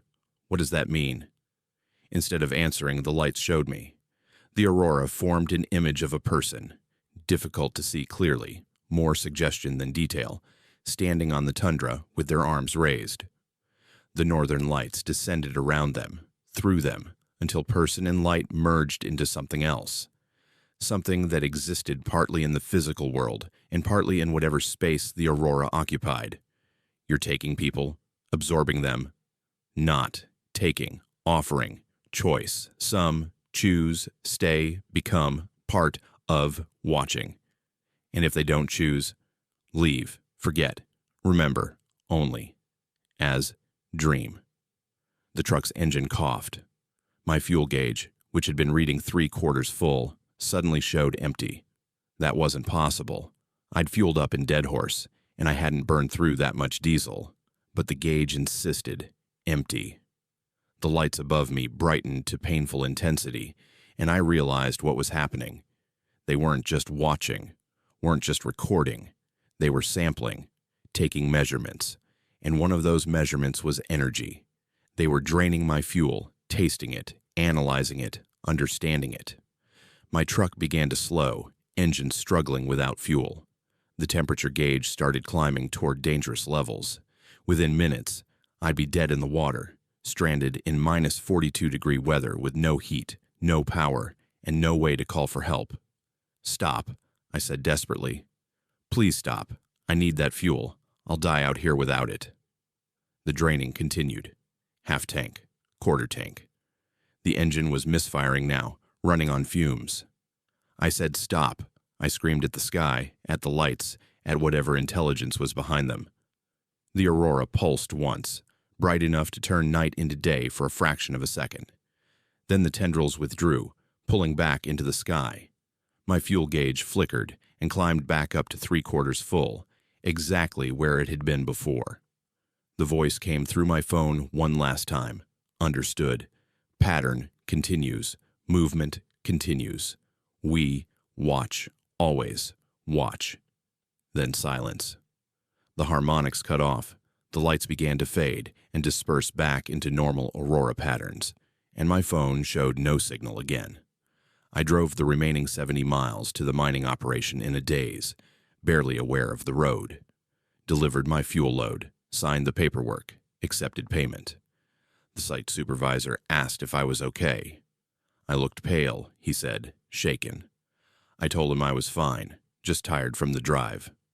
On the way back south, I passed that abandoned pickup truck again, but it wasn't abandoned anymore. There was a man sitting in the driver's seat, staring straight ahead, engine running. I slowed down, considered stopping to check on him.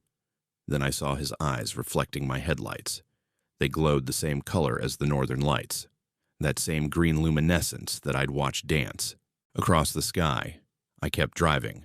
When I got back to Dead Horse, I asked around about other drivers reporting strange aurora activity.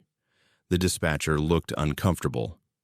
"We've had incidents," he admitted. 3 drivers in the last 6 months reported lights following them, communicating with them. 2 of those drivers quit immediately after. The third," he paused. "The third was found in his truck, parked perfectly on the side of the road. Engine running, everything normal. But he wouldn't respond when we tried to wake him. Eyes were open, but nobody was home. He's in a facility in Anchorage now, catatonic. What do the doctors say? That there's nothing physically wrong with him. Brain activity is normal. He's just somewhere else." I filed my report, leaving out most of what had happened. Wrote it up as unusual aurora activity, possible electromagnetic interference with equipment. Nothing about communication, nothing about tendrils of light, nothing about that voice made of harmonics, because who would believe it? I requested reassignment to Southern routes after that. The company was surprised. I'd been one of their most reliable Arctic drivers, but they approved it. Now I haul fuel to Fairbanks, Anchorage, Juneau, places where the northern lights are less frequent, less intense.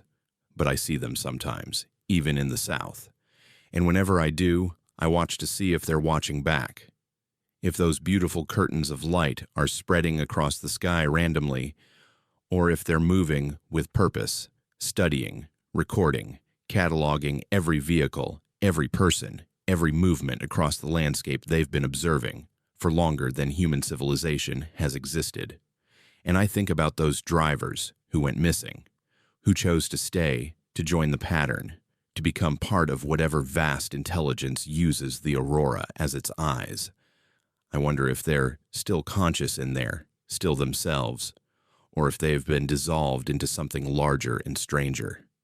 I wonder what they see, looking down at us from the sky, what patterns they recognize in our endless back and forth across roads and ice, whether they understand why we move, or if to them we're just data points in an equation they've been solving for millennia. Mostly, I'm grateful they let me go, that I passed whatever tests they were administering, that I'm still here, still myself, still driving under skies that I now know are never truly empty, still being watched by something beautiful and ancient and utterly beyond my comprehension. The northern lights dance on, and they remember everything. My name is Sophia, and I've been driving for Glacier Transport for 8 years, mostly running construction materials across the interior. In that time, I've dealt with every winter hazard Alaska can throw at a trucker: whiteouts, frost heaves, avalanche zones, and black ice, especially black ice. That invisible layer of frozen death that turns highways into skating rinks without warning. Every Alaska driver fears it, respects it, learns to read the conditions that create it. But I never thought black ice could hunt. It was early April, that transition period when temperatures hover right around freezing, and roads can go from clear to lethal in minutes. I was driving my 20-20 Volvo VNL south from Fairbanks with a full load of construction materials, rebar, concrete forms, tools, heavy cargo, which normally gives you better traction, but also means you need a lot more distance to stop if things go wrong. The highway was clear at first. Dry pavement, good visibility, light traffic. I was making excellent time, listening to a podcast, completely relaxed. That should have been my first warning. You never get complacent on Alaska highways. Never let your guard down, because conditions can change in seconds. I was about 40 miles north of Nenana when I hit the first patch. The truck went sideways instantly. No warning, no gradual loss of traction. Just suddenly the laws of physics stopped applying, and my fully loaded rig was sliding at 60 miles per hour with zero control. I didn't panic. 8 years of experience kicked in. I kept the wheel straight, didn't hit the brakes, let the truck find its own way back to traction. After what felt like an eternity but was probably 5 seconds, my tires caught pavement again. The truck straightened out, and I eased my speed down to 40, my heart hammering. Okay, I said to myself. Black ice. Watch for more. I checked my mirrors to see how long the patch had been. Maybe 50 feet of that characteristic wet-looking sheen that marks black ice. Not unusual. Spring melt conditions create them all the time. I made a mental note of the location and kept driving, more alert now, scanning the road ahead. 10 miles later, I hit it again. Same thing. Instant loss of control, truck sliding, several seconds of controlled terror before finding traction. I checked my mirrors again. Another 50-foot patch, same wet shine, same appearance. But something bothered me. The conditions weren't right for black ice in this location. The sun was hitting this stretch directly. Temperature was above freezing, and there was no drainage or water source that would create that kind of ice patch. I grabbed my CB. This is southbound Volvo at mile marker 312. Got black ice warnings for anyone heading north. 2 patches in the last 10 miles, both significant. A northbound driver responded immediately. Copy that. Appreciate the heads up. What mile markers specifically? I told him. There was a pause, then I just passed through. Both those locations about 15 minutes ago. Road was completely clear. Dry pavement. Are you sure? I definitely hit black ice at both spots. Positive. I was watching for it specifically because of the temperature. There was no ice.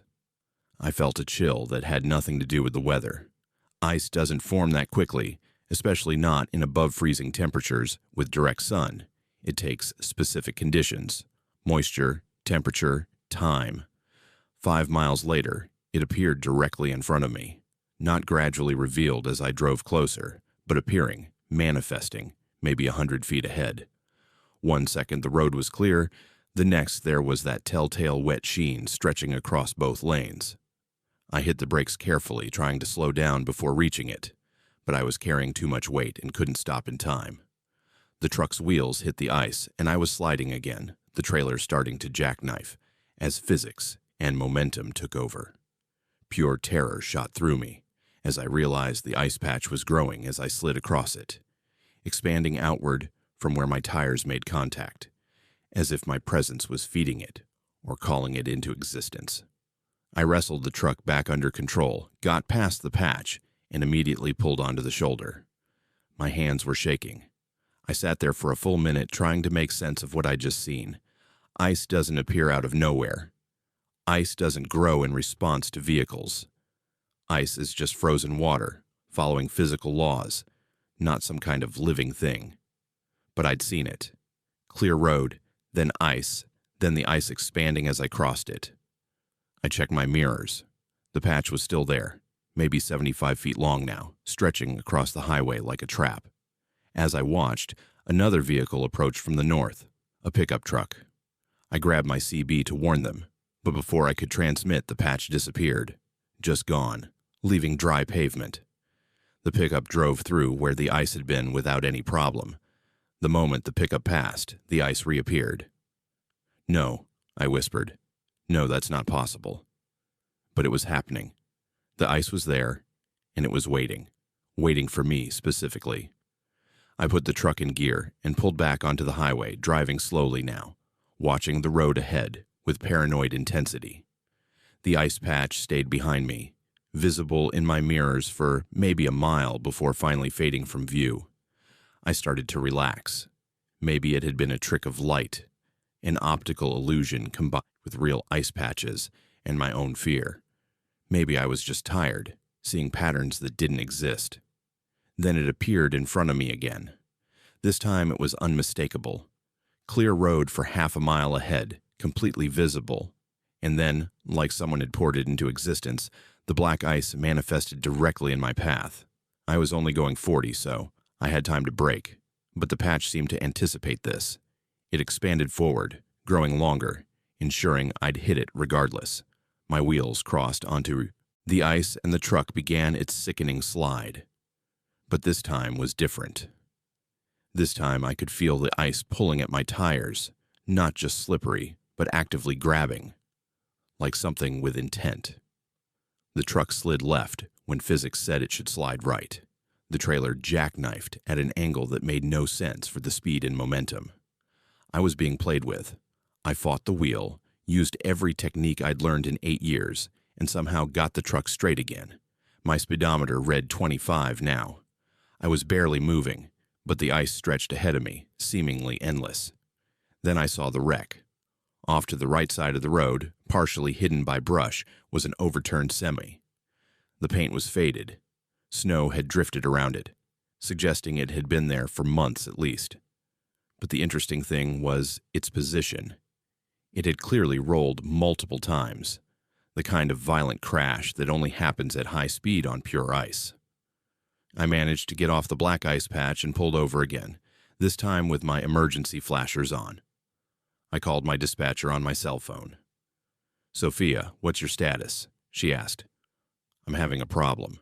Black ice that doesn't make sense, appearing and disappearing, following me." Silence on the other end. Then, "Sophia, have you been driving too long? Do you need to pull over and rest?" "I'm serious, the ice it's not normal. It's appearing in front of me, targeting my truck specifically." "Ice can't target anything. It's ice." "I know how this sounds, but I'm telling you what I'm seeing, and I just passed a wreck that looks like it was caused by the same thing." Another pause. "What mile marker?" I told her. I heard typing, then her voice changed. "Sophia, there was a fatal accident at that location in January. Driver reported black ice, lost control, rolled the truck. He died on scene." "What was he hauling?" More typing. "Construction materials, rebar, and concrete forms. The same cargo I was carrying."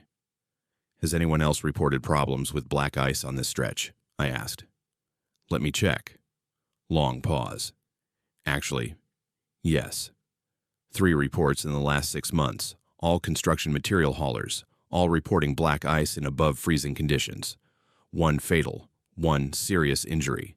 1 managed to maintain control but filed safety complaint. All construction materials. All construction materials."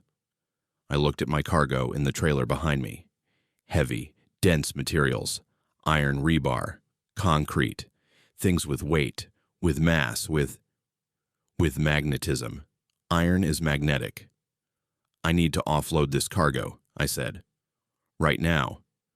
"Sophia, you're contracted to deliver to..." "I'm not making it to the delivery point with this load.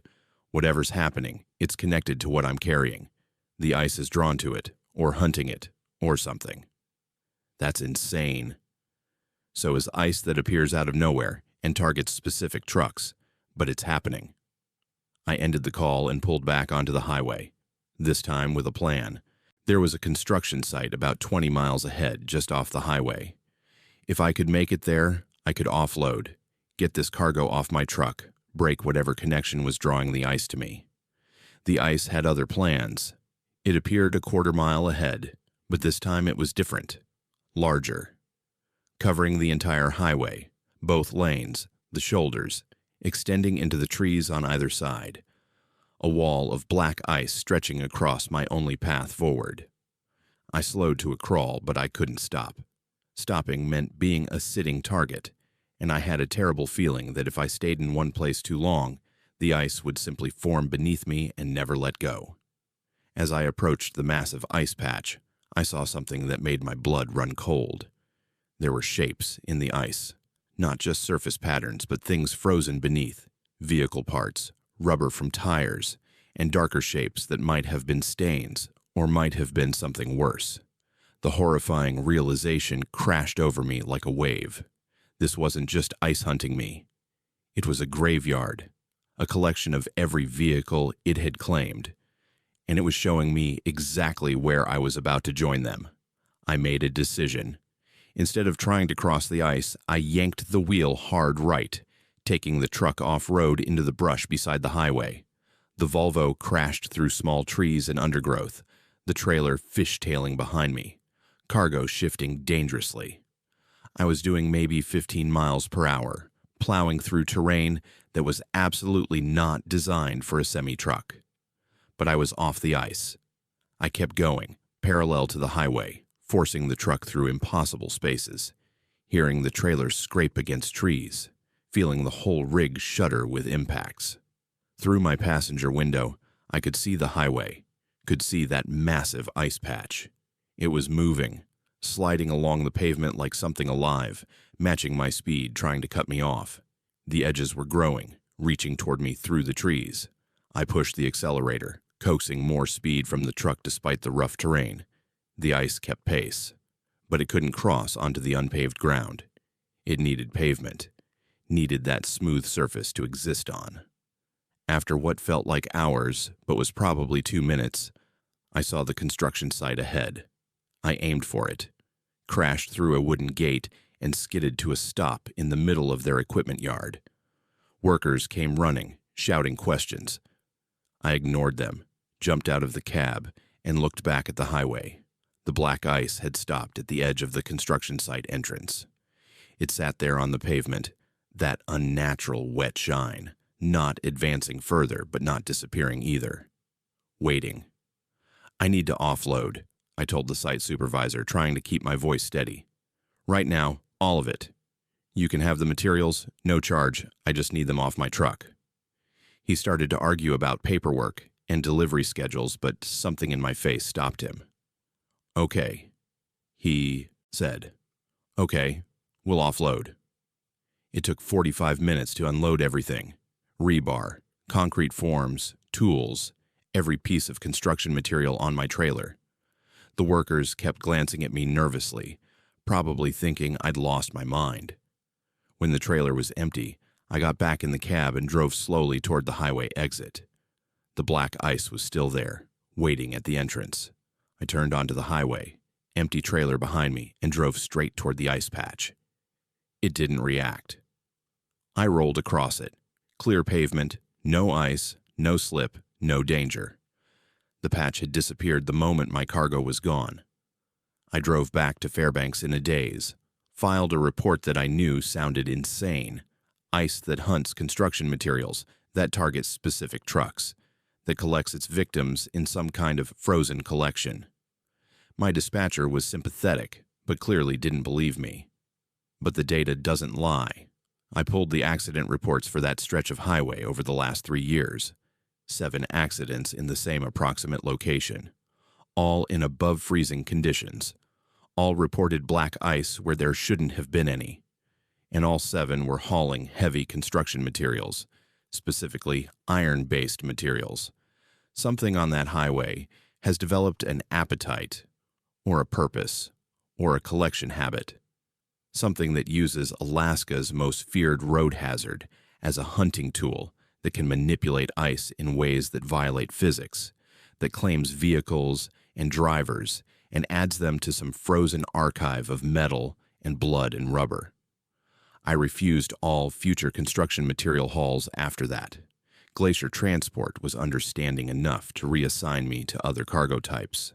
I avoid that stretch of highway entirely now, take alternate routes that add hours to my trips, because I know it's still there, still waiting on that section of road patient as winter, ready for the next heavy load of iron and concrete to come rolling through, ready to manifest that perfect lethal surface, ready to add another vehicle to its collection. And somewhere in that impossible ice, frozen beneath the surface where nobody can see, are the remains of all the trucks and drivers that didn't figure it out in time. All the ones who thought they were just hitting a normal patch of black ice, right up until the moment they rolled and understood too late that they were being hunted. The black ice remembers them all, and it's always hungry for more. My name is Joshua, and tomorrow I retire after 30 years of driving trucks across Alaska. 3 decades of hauling everything imaginable to every corner of this massive state. I've seen it all, survived it all, and I'm ready to be done. This last run for Heritage Freight should have been simple, a ceremonial final delivery, an easy load to a mining camp up north, then home to hang up my keys forever. But nothing about this delivery has been simple. It started with the dispatch call 3 days ago. The owner of Heritage Freight, a man I'd known for 25 years, called me personally instead of going through the usual channels. "Joshua, I've got a special request for your final run," he said. "Old mining camp up past the Yukon River needs a supply delivery. Been on the books for a while, and I'd like you to take it. Seems fitting, you know, full circle." "What's the camp called?" "Raven's End. Small operation, mostly shut down now, but they've got a skeleton crew maintaining the site."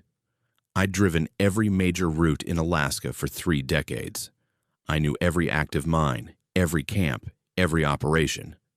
I'd never heard of Raven's End. "Where exactly is it?"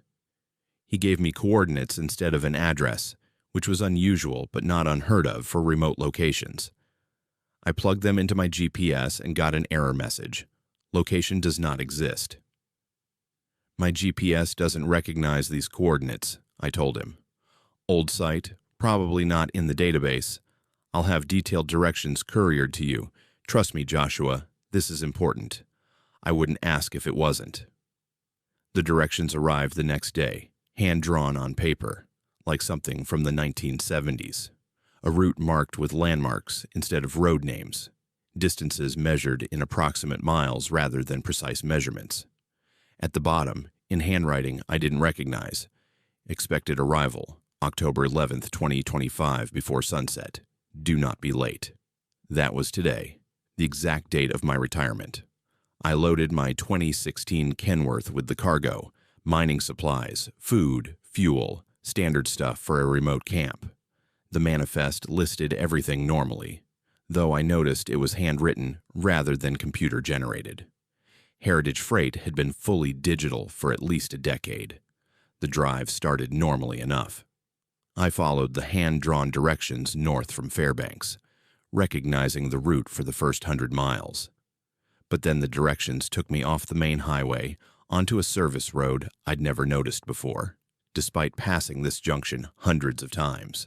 The road was in decent condition but looked old, like it hadn't been maintained in years, yet somehow remained passable. No other vehicle tracks in the dust, no signs. Just a narrow road winding through wilderness that seemed to get thicker and darker the further I drove. My cell phone lost signal. My CB radio picked up nothing but static. My GPS still insisted I was off map, showing my position as a blue dot in blank gray space. But the hand-drawn directions were perfect. Every landmark matched. The split pine tree, the creek crossing, the boulder shaped like a bear's head. Someone had documented this route with intimate knowledge. A sense of inevitability settled over me like a weight. Not dread exactly, but the feeling that I'd been traveling toward this moment for 30 years. That every delivery before this had been practice for something I didn't yet understand. Around 4 p.m., with the sun starting its descent toward the horizon, I saw the mining camp. It appeared suddenly, nestled in a valley that the directions had led me to with perfect precision. A cluster of buildings, equipment yards, a head frame over what had presumably been the main shaft. From a distance, it looked operational.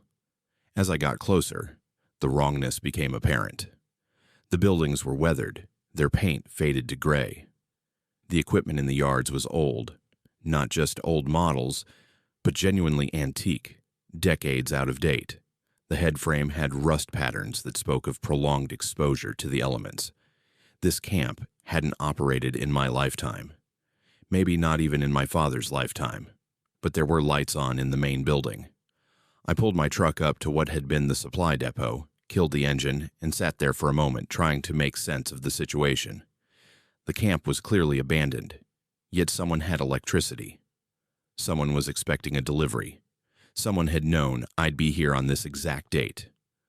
A man emerged from the main building and walked toward my truck. He was maybe 60, wearing canvas work clothes that looked vintage, carrying a clipboard. His face was weathered but friendly, and something about him seemed familiar in a way I couldn't place. I climbed out of the cab. "Delivery from Heritage Freight. Are you expecting supplies?" "Joshua," he said, and his use of my name without introduction made my skin prickle. "Right on time. 30 years to the day, exactly as scheduled." "I don't understand," What do you mean 30 years? He smiled, and the familiarity of his face suddenly clicked into horrible focus. He looked like my father. Not exactly like him, but close enough that they could have been brothers. My father had died 28 years ago in a mining accident, up north, at a camp whose name I'd never been able to confirm because the records had been lost in a fire. "Do you know who I am?" the man asked. "You look like—" "But that's impossible. He died decades ago." "Not me. Different branch of the family tree, you might say. But we're connected, Joshua. We've been connected since the day you started driving, since the day you made your first delivery, and didn't even know you'd begun a route that would end here. I wanted to get back in my truck and leave, but I'd come this far, and something in me needed to understand. What is this place?" "Raven's End. It was a real mining operation once, back in the 50s. Closed down in 1961 after an accident killed most of the crew, but places like this don't just disappear, Joshua. They persist, they wait, and sometimes they need things delivered. Delivered by me specifically, by someone who understands the roads, someone who's driven long enough to know that Alaska's highways are more than just pavement and paint, someone at the end of their journey who's ready to make one final delivery before the route closes forever." He gestured toward my trailer. "What does your manifest say you're carrying?" I pulled out the paperwork I'd been given. The manifest listed mining supplies, food, fuel, everything I'd loaded. But as I looked at it, the words began to shift. Not dramatically, not all at once, but gradually the text changed. Mining supplies became memories of work. Food became sustenance for waiting. Fuel became energy for persistence. My hand started shaking as I watched the manifest rewrite itself in real time. The cargo list transforming into something that wasn't supplies at all but abstract concepts, and I understood with terrible clarity that I hadn't been hauling materials but something far more intangible. "What did I really load?" I whispered. "What you've been carrying for 30 years. Every delivery, every mile, every moment on the road. It's all been accumulating, building toward this.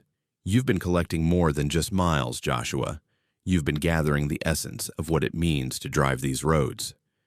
And now it's time to deliver all of it here, to us, to the ones who've been waiting." I looked at the trailer, tried to remember loading it. The memories were fuzzy now, indistinct. Had I loaded physical cargo, or had I simply driven to this place carrying 3 decades of experiences, memories, skills, and knowledge?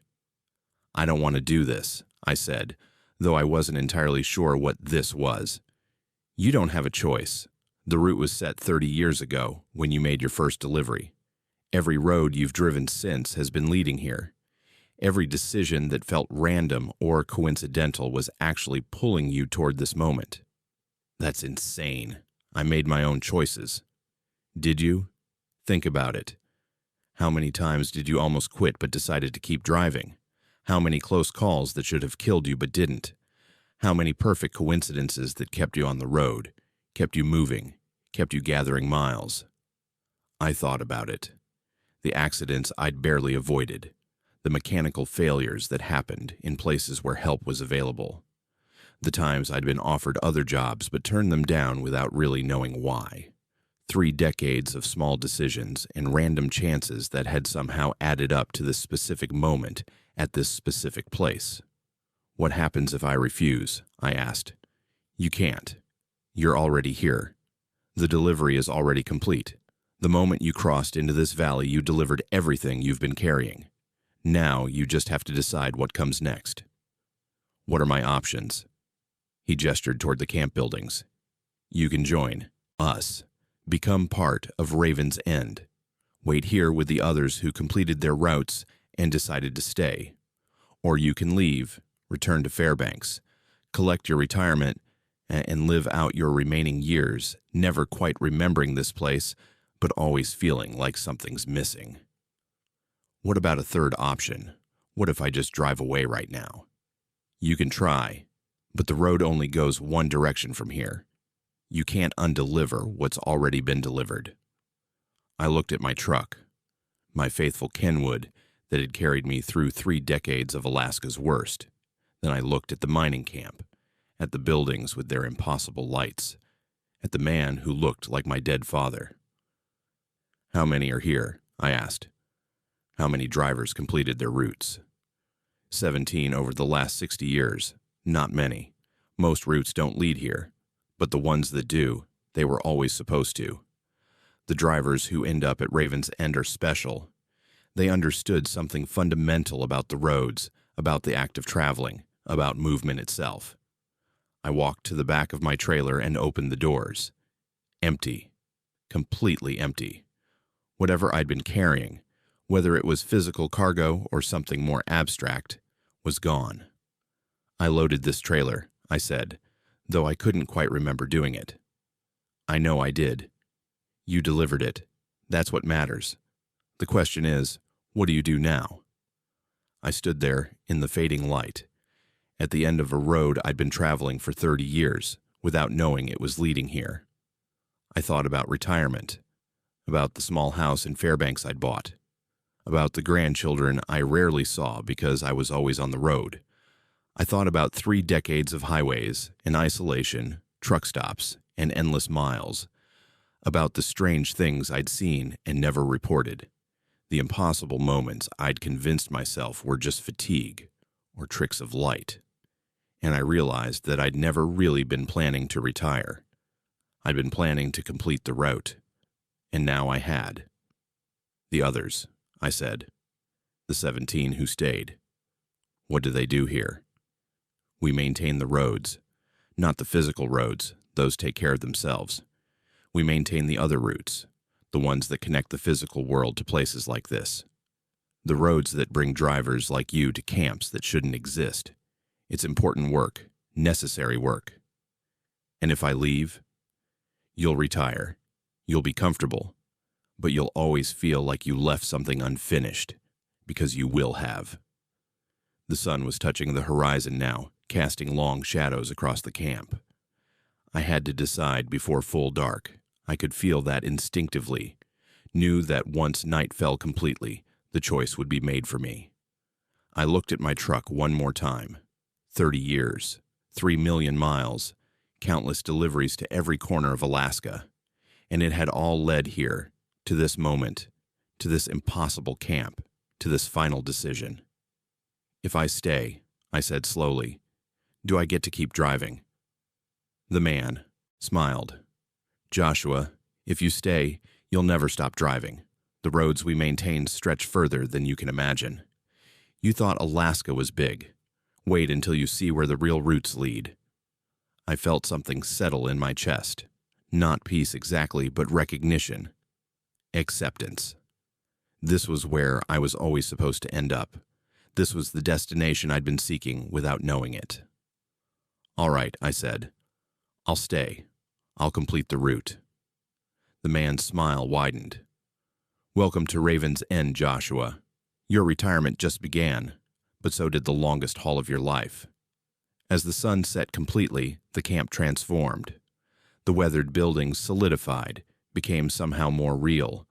The equipment in the yards changed, became things I didn't quite recognize but understood instinctively. And beyond the camp, I could see roads stretching into darkness. Not physical roads, but routes that connected to places I'd only glimpsed in dreams. I climbed back into my Kenworth, but it wasn't quite the same truck anymore. Still familiar, still mine, but changed in subtle ways. The GPS showed routes I'd never seen, highways that didn't exist on any map. Behind me, the empty trailer had vanished. I was running solo now, light and fast, ready for whatever came next. I pulled out of Raven's End onto one of those impossible roads, heading toward destinations I couldn't name but knew I'd recognize when I arrived. The CB crackled to life, voices of other drivers on those same routes, calling out mile markers and road conditions for highways that stretched between worlds. And I understood, finally, why I'd never been able to quit driving. Because the road isn't something you travel. The road is something you become. That was the final story from our collection of Alaska trucker horror tales. If these stories kept you up at night, if they made you think twice about those empty highways and lonely roads, then subscribe to Unspoken Fears.